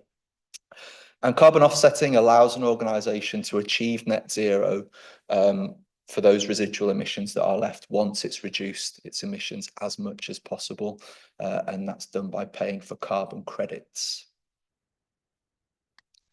There are two main types of trading markets for carbon credits. There's the compliance market, and this is used by nations, regions, organisations that have a legal obligation to achieve a certain reduction in carbon emissions. An example of that is the UK, which has a legal obligation to reduce its carbon emissions. But that clearly doesn't apply for City of York Council. We don't have a legal obligation to achieve our net zero reduction target. And so more appropriate trading market is the voluntary carbon market. I won't cover in detail this slide, but just two things that it raises really. One, there's a lot of organisations that are involved in the voluntary carbon market. Some of them very well-known organisations, very well-known names, but it does create a lot of complexity in this system, and it's very difficult for any organisation to navigate the voluntary carbon market at the moment, and that kind of emphasises why it's useful to have a plan, have a strategy in place, because it can get very technical and very difficult to navigate. There are lots of challenges associated with carbon offsetting. Again, I won't go through them all, but a lot of them relate to the fact that whilst carbon offsetting isn't new, it's still a relatively unknown, still developing concept. And the biggest challenge, I think, is the second one down, that as we talked about before, carbon offsetting is about removing carbon outside of your boundary. And so the benefits that are associated with doing that are not felt within your locality. And so that's the biggest issue really that's attached to carbon offsetting. And that's why we've started looking at a different concept. This is carbon insetting. The big difference with offsetting is that this happens within an organisation's operational boundary, or in this case, within our geographical boundary of York. So whilst carbon offsetting is about paying for carbon credits elsewhere, carbon insetting is about delivering projects and, importantly, delivering the benefits within our own geographical boundary. This is a diagram that demonstrates the application of carbon offsetting against carbon insetting for a local authority. If we were to apply offsetting principles, we could do that through the supply chain, or as I say, out of boundary projects. But insetting is more about keeping that within our supply chain and within our geographical sphere of influence and boundary. There are lots of different types of offsetting and insetting. As we mentioned earlier, you can have an emissions reduction, or you can have carbon removal, taking carbon from the atmosphere. The classic example of carbon removal is through nature-based solutions. Trees do this naturally. They remove carbon dioxide from the atmosphere. But there are other technological solutions to carbon removal. Carbon capture and storage, the source of the emissions, is one of those. But then also some markets will we'll classify emissions reduction as an offset as well. So if you're delivering projects that aren't emitting carbon or preventing carbon from entering the atmosphere in the first place. Looking at some best practice examples, there is no legislation that covers what net zero is yet. No agreed legislation that defines what net zero is. And so there's no basis on which whether offsetting or insetting is an acceptable part of net zero and organisations achieving net zero. But there are lots of organisations, some of them are listed there, that acknowledge that offsetting or insetting is a part of any organisation or country's net zero journey and is an acceptable form of achieving net zero. And those organisations have started to develop some principles around if we are using offsetting and insetting, what that should look like. And the Oxford Principles in the image there is the most well known. And the four kind of fundamental elements for what's an acceptable form of offsetting or insetting are listed on screen. I won't go through them. They're in the report, and you can read them at your own leisure. For local authorities specifically, there is no guidance or standards for UK local authorities, but there are starting to be some principles, some recommendations of if local authorities were to go into carbon offsetting and insetting, what we should be thinking about. And there's some examples on screen and in the report.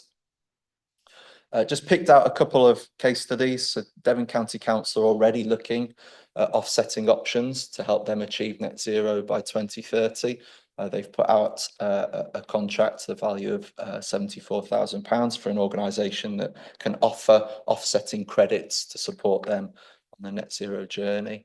And we've got an emerging case study on our own doorstep with York Community Woodland, which we've now, all of the trees are planted at York Community Woodland, and over the next 50 years of their growth, they will sequester about 18,000 tonnes of carbon, which can be transferred into carbon credits during the verification process over the next 5 years.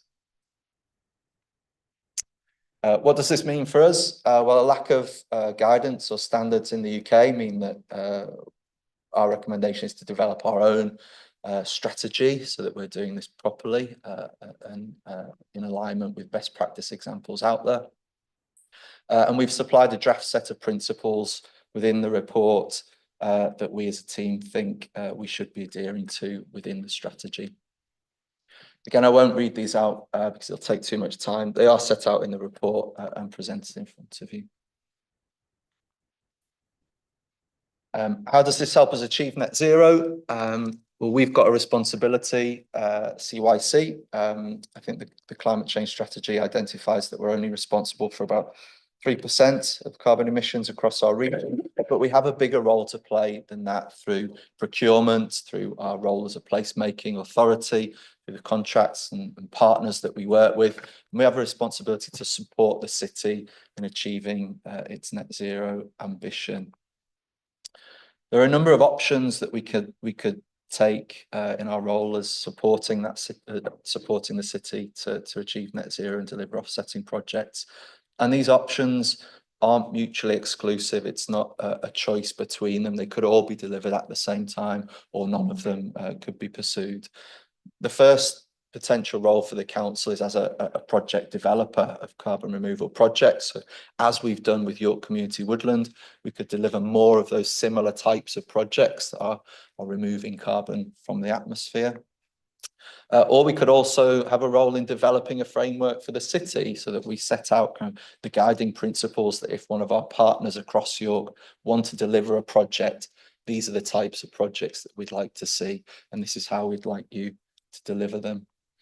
There are other options. We could set up a carbon offset fund that would help to pay for projects that others are delivering from across the city.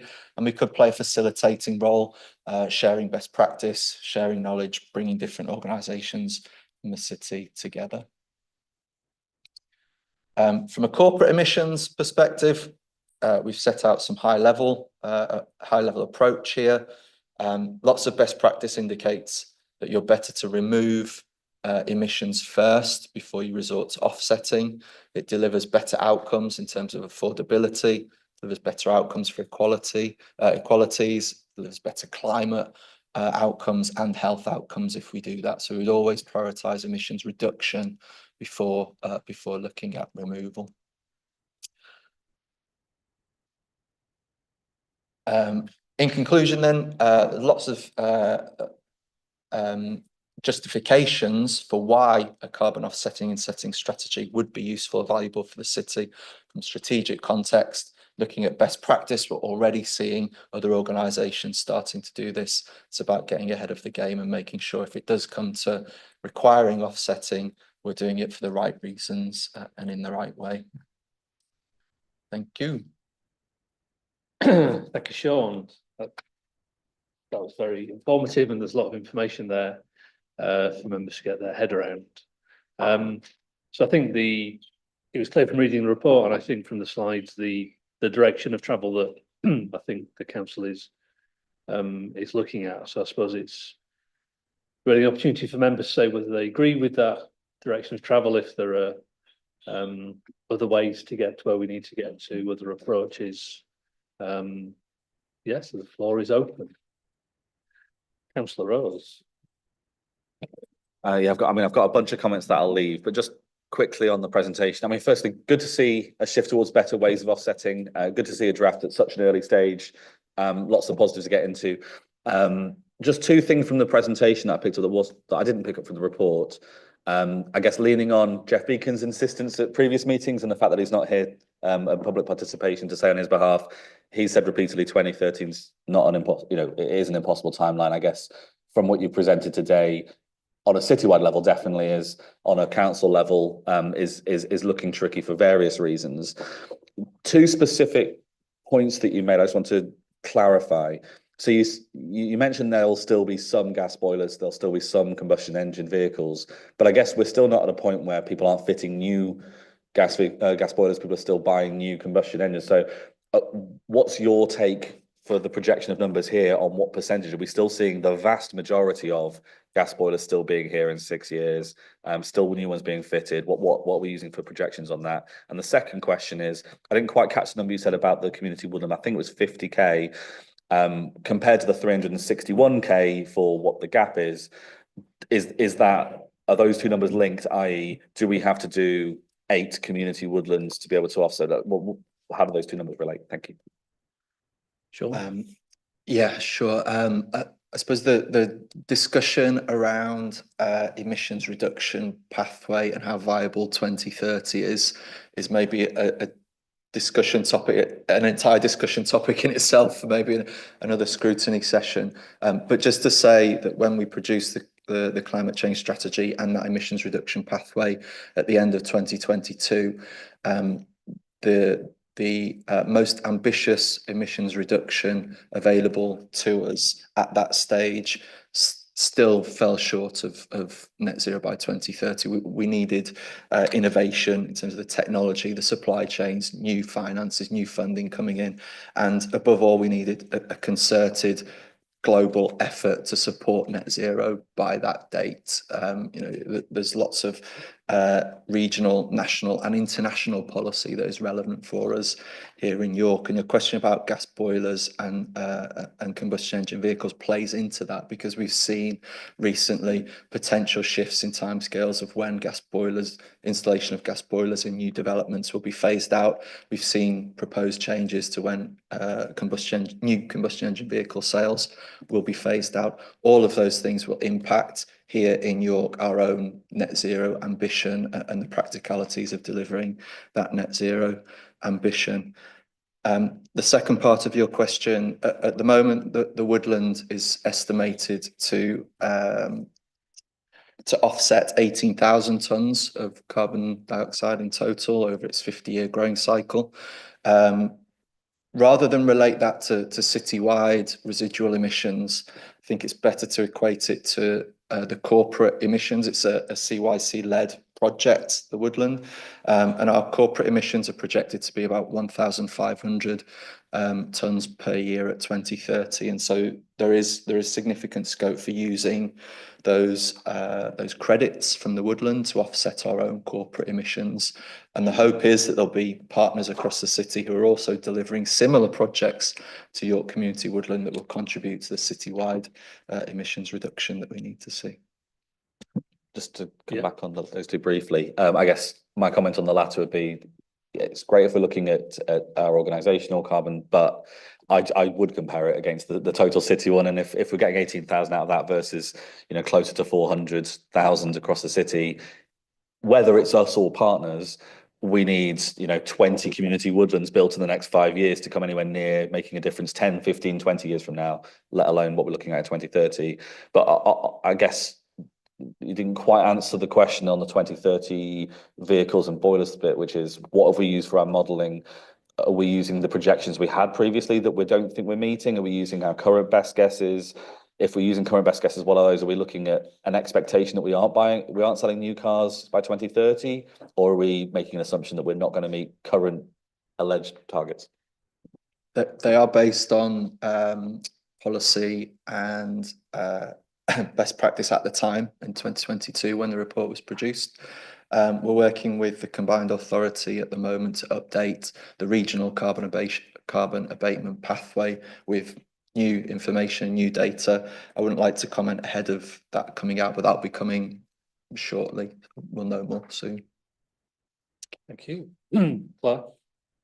Just to add, and really just to answer Councillor Rose's comment, I suppose, around how many woodlands do we need? I mean, one of the benefits of having a citywide approach to insetting is to help us influence, steer and encourage partners to actually work with us. So we've already heard from some of our city leaders who've got considerable land, the considerable sized landowners, what can they do? And this is just to really focus our city efforts to think about insetting as York boundary, North Yorkshire boundary, and so on and so forth, rather than buying carbon credits in the Amazon or something like that. So it is about focusing city activity. Thank you. Yeah. Thank you. Councillor Widdowson. I've got a couple of comments, and just overall, I'm really pleased to see on the bottom page 84, and it was in your presentation, that the priority is to reduce emissions. We can't lose sight of that. You can pretend, you can buy, what calculation do you want to use in terms of the 50 years, 18,000 tonnes? If you talk to Ferrer and you change some of the nematoids in the soil, you can double or treble it. It's a wild west and it's a game. So I am really, really concerned that we're talking about insetting and offsetting. I think we should be really focusing on doing the doing. It really reminds me of papal indulgences, plenary indulgences, when you can be as naughty as you like, but get a chapel set up with all the monks doing whatever it is they're doing, but you can carry on being very naughty. You'll go straight to heaven. This really worries me, because I want the focus on, and I'm sure we all do, on doing the doing. I know your team is very small, Sean, and I know your team is very talented.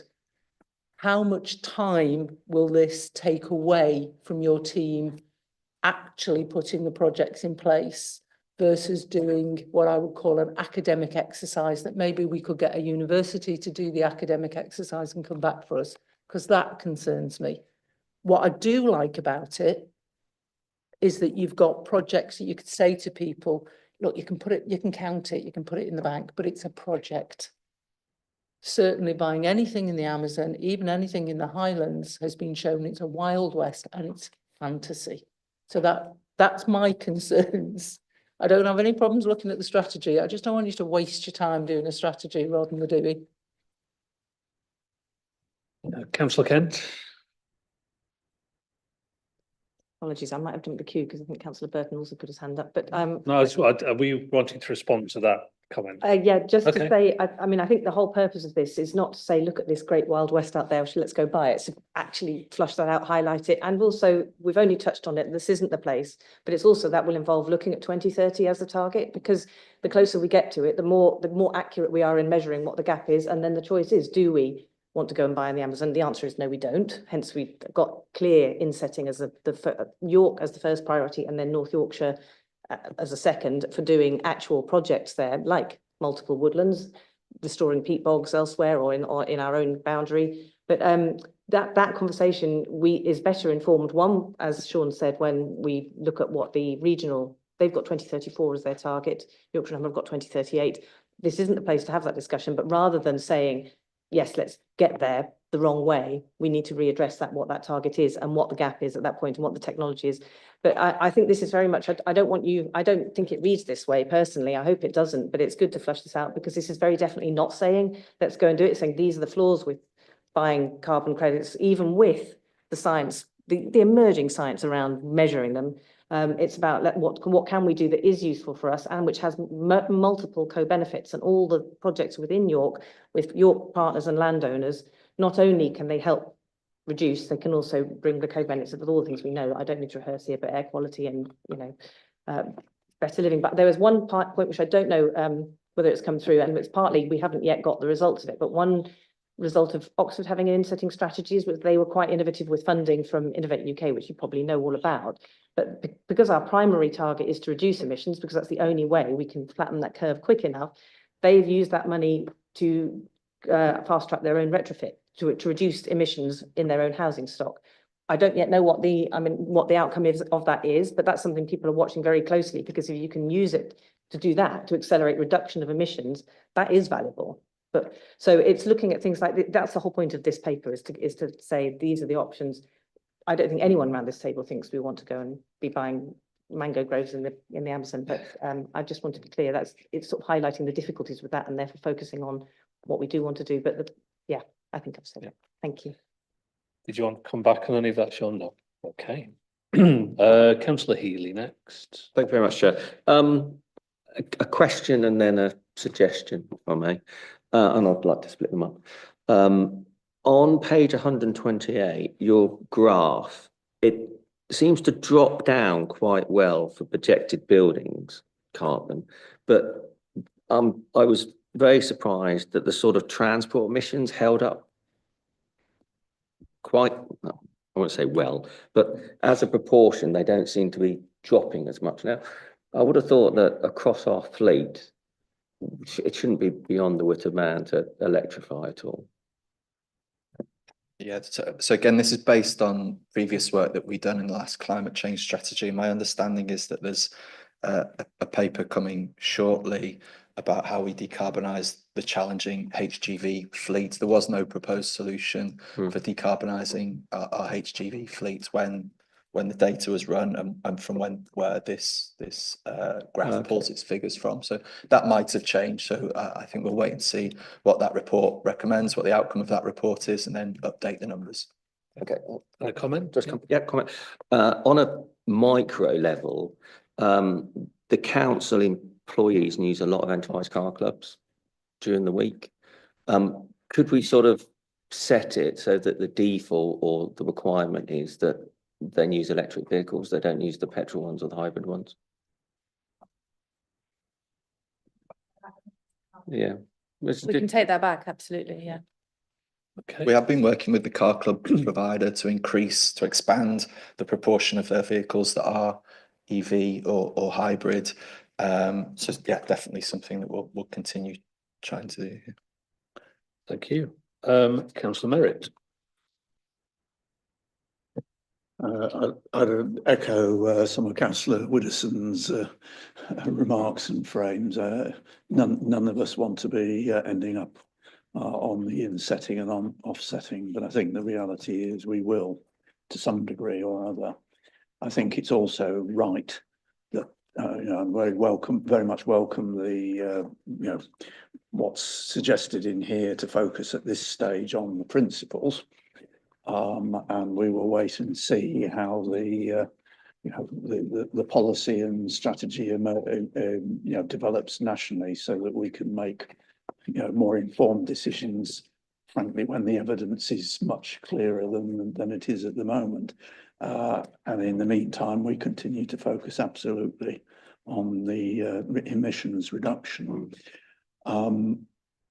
I mean, you've talked about working with partners and so on. I mean, I think, you know, that's extremely important. I suspect there will be people out there who may have bits and pieces of a jigsaw of delivering emission reductions, don't necessarily have the capability, don't necessarily have the funding, you know, don't necessarily have the expertise. So, you know, partnership working may well identify opportunities for big emission reduction schemes out there that we can help to contribute towards the overall York reductions, but possibly getting some credits for ourselves in terms of our own internal target. So, you know, it's a very positive paper, a very positive approach, you know, and very much welcome that. Thank you. Just picking up on the sort of partnership point, I'd perhaps expected to see more in the paper about combined authority in terms of, and I'm guessing it's still kind of an evolving picture in terms of it's coming into creation and obviously you've got two constituent local authorities. Do you think there is scope to kind of supercharge what we're doing as an authority through joint working with the combined authority or with North Yorkshire, whilst not sort of diluting our ambitions to match theirs, or North Yorkshire's, which might not be in line with what we've agreed? Yeah, I think that's an absolute opportunity. We're part of the local investment in natural capital programme with a combined authority and North Yorkshire Council as partners, of course, and local investment in natural capital would be one of the solutions, investment in natural capital around in carbon sequestration. So yeah, there's absolute opportunity, and we'll take that back, and particularly in thinking about the Mayor Combined Authorities review of their own pathway and how we might be able to work together on some of those opportunities. Yeah, the Combined Authorities carbon abatement pathway and route map to net zero by 2034 and carbon negative by 2040 does have a clear inclusion of emissions removal within that. So they are obviously seeing offsetting or insetting as an important part of the regional pathway. And as Claire says, that might present opportunities for us to work with them. On the other city partner point, Councillor Merritt, I think, thank you for your contributions. You're absolutely right. It might well be the case that city partners are already delivering projects that are reducing or removing carbon from the atmosphere, but maybe they're not aware of the verification process, for example, or maybe their project is too small and therefore it's not worth the cost of verifying them. We could play a role as an aggregator or supporting those organisations to register those credits and make sure that they're properly being accounted for across the city. That's all about the accounting, enhancing the offer. To repeat that. I'm less bothered about the accounting and us ticking our box on the numbers at the end of it than the opportunities where we could make the difference to someone who could do some emissions reductions that won't happen otherwise. So, you know, that's... Thank you, Councillor Burton. Yeah, thank you. In terms of, I agree with everyone else in terms of looking at actual offsetting in terms of buying credits, that we should just knock that on the head for now, because that's something we can pick up in the future when it gets desperate if we come to that point. But I don't think we should be wasting brain power on it yet, because it's just not the right way to go forward. There's two kind of bits. Well, first one was insetting. So first of all, just make sure to keep in mind linking up with biodiversity net gain, because you essentially double the count on your sites in terms of the income that you generate from them. So it's a sensible thing, and at the moment we're not really touching biodiversity net gain in the way that other councils are, but because we're the planning authority, we've got a big lever to pull in terms of how they're used in the city. So I guess just doubling up sites in that way going forward. But the question was, I've got two, but I'll start with the insetting one. The question was, with insetting, we've obviously pretty much come to the end of our own land supply for insetting, probably because we're looking at woodland and it's pretty limited supply. Would we ever consider becoming a buyer of agricultural land to deliver insetting, or are we just thinking about holding at the level of insetting that we're doing at the moment? I guess is question one. We've done that before with the woodland. We purchased agricultural land for that. As to whether that's on the table again or not, all options on the table. It would be subject to executive decisions whether that's an option that we wanted to take. But yeah, not ruling anything out at the moment. And then I guess the other one was just a bit. I am cautious about the benefits of the kind of area-based system, because if I was a landowner and I would develop woodland carbon units, I'd probably either inset them myself, or by the point that you've actually registered as woodland carbon units, because it's likely to be woodland in the York area, you've got a fixed price that goes on the carbon market. So what's your incentive to sell it to a York-based body? So I was looking at the case, I'm just not convinced we'd get huge buy-in from big partners in that system. So I guess it's just a caution from me in that one. I don't know how it fits with landowners, but yeah. I agree with all of that. Just to say that I don't know, Sean and Claire might be able to add to it, but lots of conversations I've had with partners have said they would actively, whilst they might have their own land, or they actively want to do this as part of supporting the city as well. So it may be slightly more positive than you thought, but I agree, it has to be explored. Thank you. I've got Councillor Rose next. Just to add to that, it slightly relates to social value outcomes as well. So actually, of course, other partners are looking for their social value outcomes, and actually working together in this sort of consistent way would be really helpful. Sure. Sorry to prolong things. Yeah, just to add that in a similar way that we're having the conversation about valuing local projects within our boundary over mangrove forests in Brazil. Lots of other organisations think that as well. And the voluntary carbon market has a huge variance in price setting for carbon credits. And for a lot of organisations, the value is so much as it's on their doorstep and they can walk and see the woodland, and their staff can get the benefits from that as well. And so I think there are more than just the financial benefits for local landowners or local organisations that are looking at insetting and offsetting, and that could work in our advantage, to our advantage as well. Thank you. Councillor Rose. Thank you. Yeah, I guess three substantive points across the report and related stuff. First one relates to, the points that Paula and Dave made around credits, and Martin made earlier around cars, and a key pledge to actually caring about this issue, as well as we've got cross-party consensus on not just doing it, but doing it right, doing the right thing. It ties into Ben's point around biodiversity net gain, your point around the social value, Claire, as well, around if we want to do the right thing and do it the right place and the right way, we can get partners to on board with that as well. And you know, if we want people to be procuring with us, if we want them to be our suppliers, then they will want to meet our standards for that as well. So there's a lot of gain we can make in that. And I think that this report doesn't go far enough on its condemnation of carbon credits externally. Ditch it. We shouldn't spend a penny on it, on external carbon credits. That doesn't mean we should do every single thing within the boundaries of York. I don't think. I think that there is room for us to have partnerships to work with external providers on supporting Nature England's projects elsewhere, being a key stakeholder, you know, buying into them. But that's different to paying for carbon credits. That said, I think that there is a lot of gain to have locally, but I wouldn't focus on it having to be local. If the right thing to do globally for the climate is to support the Amazon, I'd have a problem with us supporting the Amazon the right way. But let's not burn money on carbon credits. And the flip side, if we are doing it the right way, if we are working with local partners, farmers, landowners, charities, experts, then we are doing carbon credits the right way. So partners can trust, actually, we are more expensive because we're real. There's a lot of buying a tree grown in Scotland somewhere that's just absolute nonsense. It's made up numbers for the sake of made up numbers. So that I think the more that we can lean into, let's make a decision now. Let's not wait for 2030 and let's maths it by paying some money to somebody else, waste of money, and not doing the right thing. The second one is, I just have this visceral reaction to the word insetting. It is nonsense as a word. There's some smug person out there who went, sounds like offsetting, and it sort of means inset. It doesn't mean inset. And it will turn off the public so much to this. And it's a type of offsetting. So we've kind of bastardized both words in a sense, because we're using offsetting to mean external when it actually includes insetting. But then we're using insetting to mean things that aren't the social, that aren't the value stream.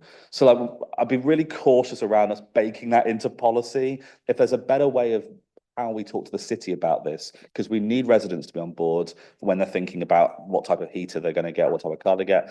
And ditto across all of our suppliers and voluntary sectors. There's a lot of less educated on this topic people who will benefit from having usable real words. And then the third thing was more of a question point, which is about the measuring. We've got that challenge in every single meeting we regularly have with KPIs around climate, that all of our numbers are 4 years old and they don't really mean anything, and we haven't got a good way of capturing it on paper and tracking that over time. So this kind of is light on that, but it would be good to have thoughts more in here around exactly how we measure our emissions better. And I'm also conscious that the next item on the agenda is the work plan. We've got you sort of penciled in for October as a time frame for bringing that back, but I just wondered if you've got an update on where your head's at with measuring right now, if that's okay. Yeah, time flies, but it doesn't feel to me that long ago since we came here previously and talked about KPIs and a paper on the methodology that we use for emissions reporting and the challenges associated with that. I'll leave it to the chair whether they think it's appropriate for that to come back again for a refresh. But yes, there are well-known challenges nationally around monitoring carbon emissions in a timely and accurate way. And that's an ongoing challenge, and I think it's not going to go away in the near term. It will continue to be a challenge. More positively, every year we're expanding and improving the data that we capture on our corporate emissions, CYC's corporate emissions, and so that's getting more accurate every year, and that does come through in a relatively timely manner. I think often we publish those reports within 6 months of the financial year ending. We have the details of the emissions associated with that financial year, so we can make more informed and quicker decisions based on corporate emissions and the direction of travel. But yeah, like I say, I'll leave it to the committee and the chair about what whether we bring back a report on the emissions methodology, if that's okay. We can pick that up under the work plan item, I think. Thank you. Councillor Waller. Thank you, Chair. I found the background information very interesting. I think it's important to keep it real in terms of we need to continue to bring the city with us on this journey, and there are some aspects of seagrass and weathering of rock faces which wouldn't really apply unless you were talking about the Minster being a significant part of that. But we don't, mountain building, yes, it does lock up a lot of carbon, and yes, the Tibetan Plateau has helped enormously, but we're not anywhere near that. So it's on focusing on those things that are relevant to the geography. Otherwise, it just gets picked off. And it's recognizing that there aren't any quick fixes. There was a rush to diesel cars in the early 2000s because they consumed less carbon, but actually they brought with them their own problems. And yet some of the fundamentals that we knew, that the retrofitting of pre-1919 terraced houses, there's a lot of them in not just this city, but the West Yorkshire Combined Authority as well. And there were significant pitches to government to say, look, if you have a regular supply of funding, that will create a pipeline of work and skills training and will fundamentally deliver a lot of carbon tons. And you know what's going to happen, whereas some of the other technologies, it's been a bit of a dead end. So it's making sure that we don't talk too much about the theoretical, but actually try and keep it in terms of this is of benefit to your children because it's providing employment opportunities, which, oh, by the way, will ensure that we meet our targets. And yeah, there's been lots of discussion about if we hadn't set the target of 2030, just kicked it down, we wouldn't be having these conversations.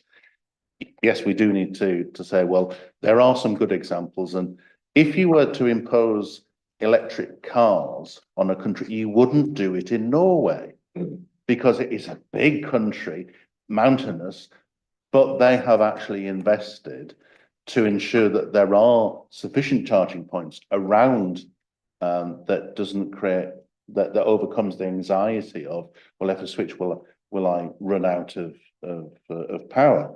So that there are some good examples on tangible outcomes, which I think needs to be brought in to all of these strategies to say, yes, the science has to add up, and yes, the carbon accounting is important. And so we are, as an authority, keeping the science precise, but actually you mesh in with that the reality of this is actually creating new opportunities. And also we just need to be aware of those opportunities that we're not able to get sorted. And if there are snags with planning applications for PVs, then can we sort out that support for organisations that they're trying to do the right thing, and sometimes we're the gatekeeper and we just need to be a bit more helpful. Thank you, Chair. Thank you. Councillor Rowley. Thank you, Chair. So I'm very brief, really. So just paragraph 34 of the report, you don't need to turn to it. It talks about other approaches that can be used, soil carbon sequestration, hedgerow creation. I'm just curious that what we do have a lot of in York, particularly in the outer wards, are homes with gardens. And what are we doing in order to try and get the credit for whatever gardeners are doing in their gardens? So, you know, is the garden just laid to lawn? Is a garden paved over? You know, are residents being proactive in planting within their gardens plants that will be better at dealing with carbon than not? So it's kind of a rhetorical question, really. Just what are we doing, and is that an area that we can look at to help get to that target? And then I've got one last thing, but I'll let you come back on that one, Sean. Well, not much to say. I guess, you know, within the planning authority regulations, that there's not much we can do to influence directly, but we could support residents by informing, providing information, you know, identifying what they could potentially do and sharing that with residents. Yeah. Okay, and I suppose, you know, collating as a local authority through a scheme of individual residents just sharing what they're doing. Yeah. Could we collate something that actually we've got a bunch of carbon reduction here that we didn't know we'd got that we can use to offset against our target? May not be a bunch, but there'll be some. Thank you, Chair. And I don't want to drag the meeting on, but my last point, and this is quite valid for me, given what's going to happen in May. So in May, I will preside over all the council meetings for the next municipal year. At the beginning of each council meeting, I'll have to talk about the fact that we've got this carbon reduction target for 2030. Is it time that we amended the wording of that particular statement? I know it's not your. I think it was gift, introduced. Yeah, I think it was introduced off the back of council motion. Council motion. So it's for council to decide. Yeah. My question to you is: do you think it's time? Not that you're going to tell us to, but do you think it's time that we amended that statement? I'm not sure it's really fair. I don't think Sean can really answer that. No. I was stalling for your intervention. We can ask Councillor Kent for a view as because, you know, it's up to members if we want to amend that statement. Well, I think I alluded to it when I replied to Councillor Widdowson in that I don't know if now is the time, but I think it's clearly we're going to have to look at it. And I agree with you. I feel uncomfortable at every full council when those days are mentioned, because they mention we all wriggle in our seats, feel a bit dismal. But I mean, that's part of the point of it, right? It's supposed to do that, to make us feel uncomfortable, to make us be more proactive in addressing getting there rather than sort of pushing it back, because I still think there's merit. And I know Sean's talked to colleagues across different local authorities in the region and in the country, as have I, about with others who've got a 2030 target. And although we definitely need to look at it at some point, most people are sticking with it for now because they say that it's much better to not push back. We've seen successive governments of all colours pushing back on implementation of no gas boilers. All that does is stop the supply chain changes that Councillor Waller's talked about, stop the incentivisation for businesses, or just we all need a stick sometimes to say you can't do that anymore. And actually holding fast to a target has real merit. And all right, we might miss it, but we'll know much better what we're missing and by what and why. And at that point, we can make an informed decision about what the better one, or not exactly at that point, but before that, what the best one should be. But I hear your pain. I feel uncomfortable every council meeting. Yeah, that's to be discussed, I think. Yeah. No, thank you. Councillor Rose, I think is the last hand I saw. Yeah, I mean, I guess just on that last point, without putting words in Sean's mouth, it sounds like the wording was never particularly comfortable for those who know how far off we are, but I would rather keep the word in there and get close to it than avoid it. But it was just a point off the back of what you said about gardens and Sean's response around providing information, ditto with household heating as well, all the stuff that is personal level, not just the collating of like taking credit for what residents do, but actually changing what resident behaviour is. It would be really good if we had a key part of this policy when it does come through of how we actually inform people of real best practice.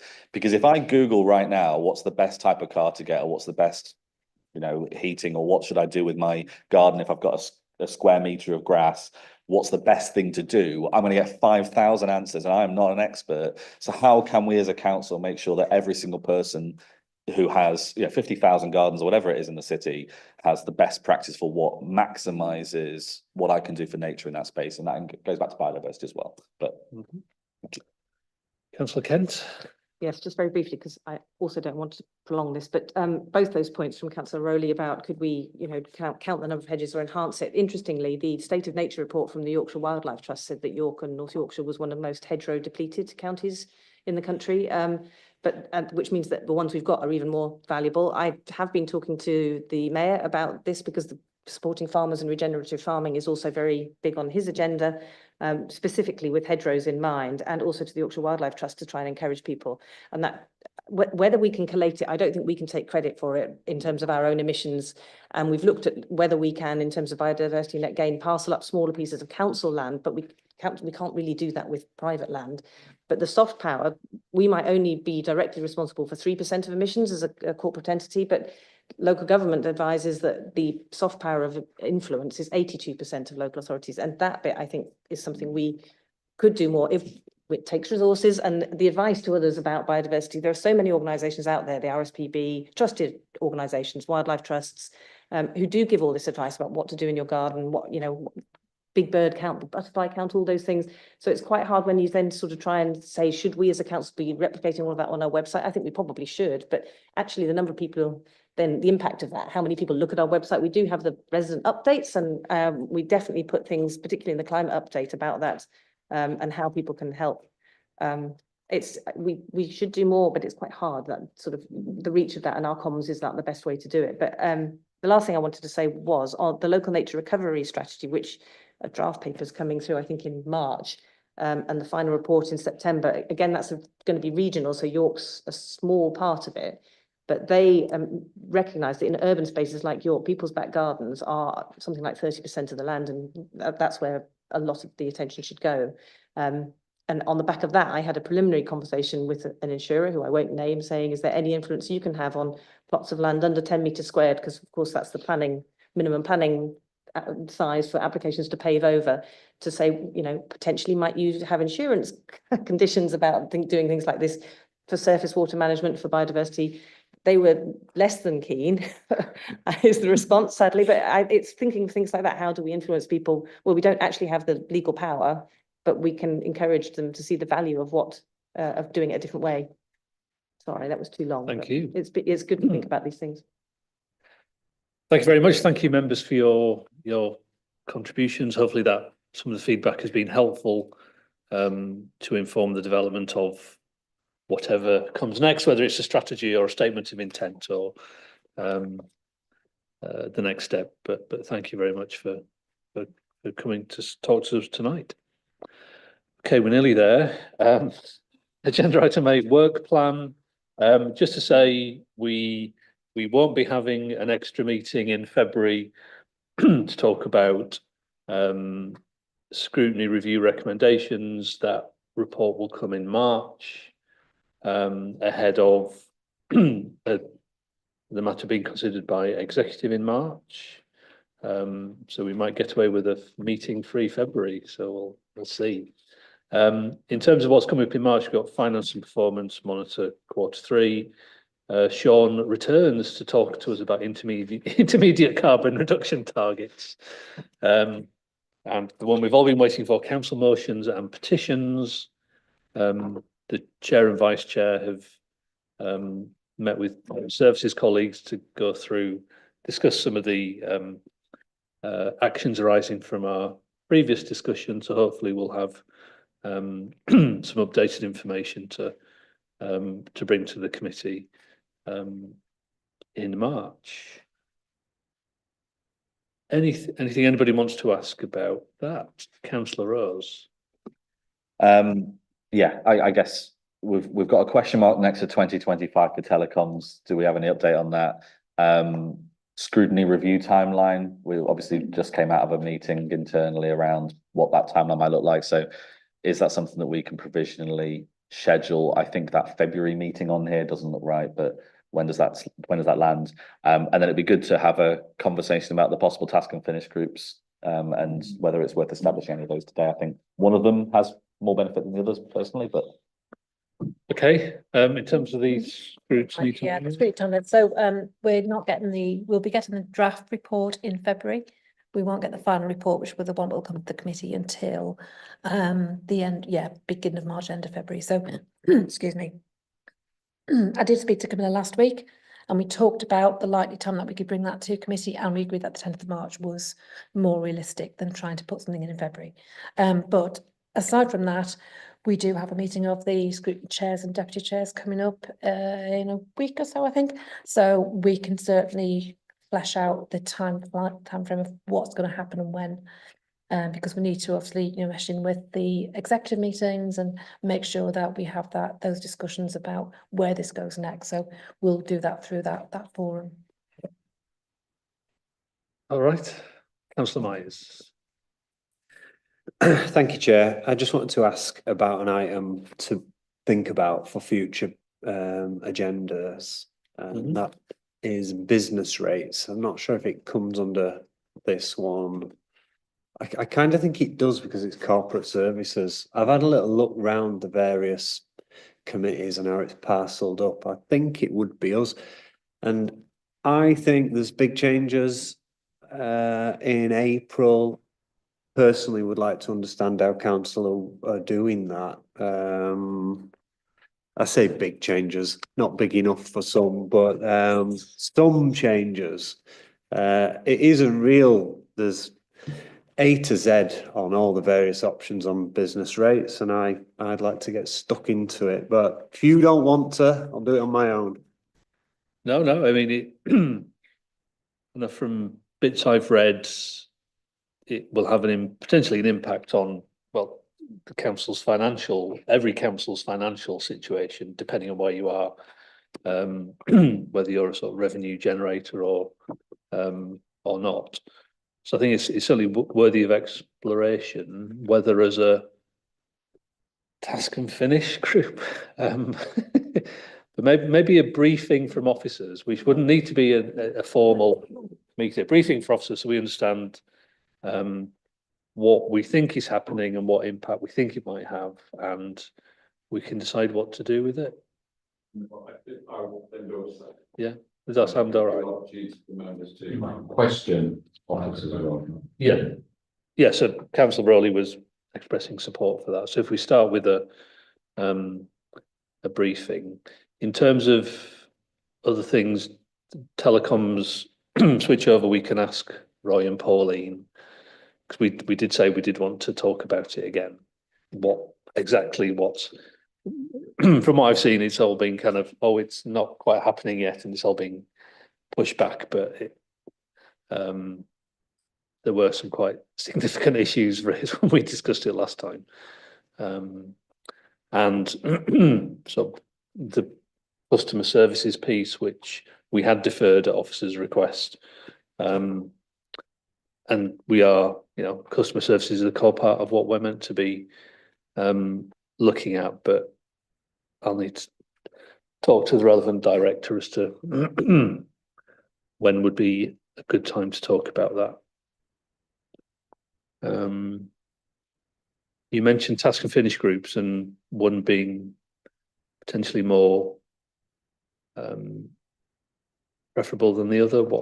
Which ones were you? My thinking was, we've obviously just had a social value policy. We've had challenges in A&G around the POs invoicing situation. So procurement's come up quite a few times in quite a number of committees, and I think that might be something that would benefit from not filling all of our committee time in-depth conversation. But it's just off the three of those. That one, it has come up a few times, and maybe we could take a number of issues to it, whereas the others are more one or two issues. That was all. So would you be happy to complete our template, which I'm sure we're all familiar with? We have a template to scope out, to set out the scope of a potential task and finish group. Would you be willing to have a look at that? And I'd be happy to chat with the chair and officers around what that might look like. For sure. I'm happy to have that conversation. No, that would be great. Anything else from anybody? No. Thank you very much. It's been a later finish, but we did start an hour later, so I feel less guilty about keeping you here so long.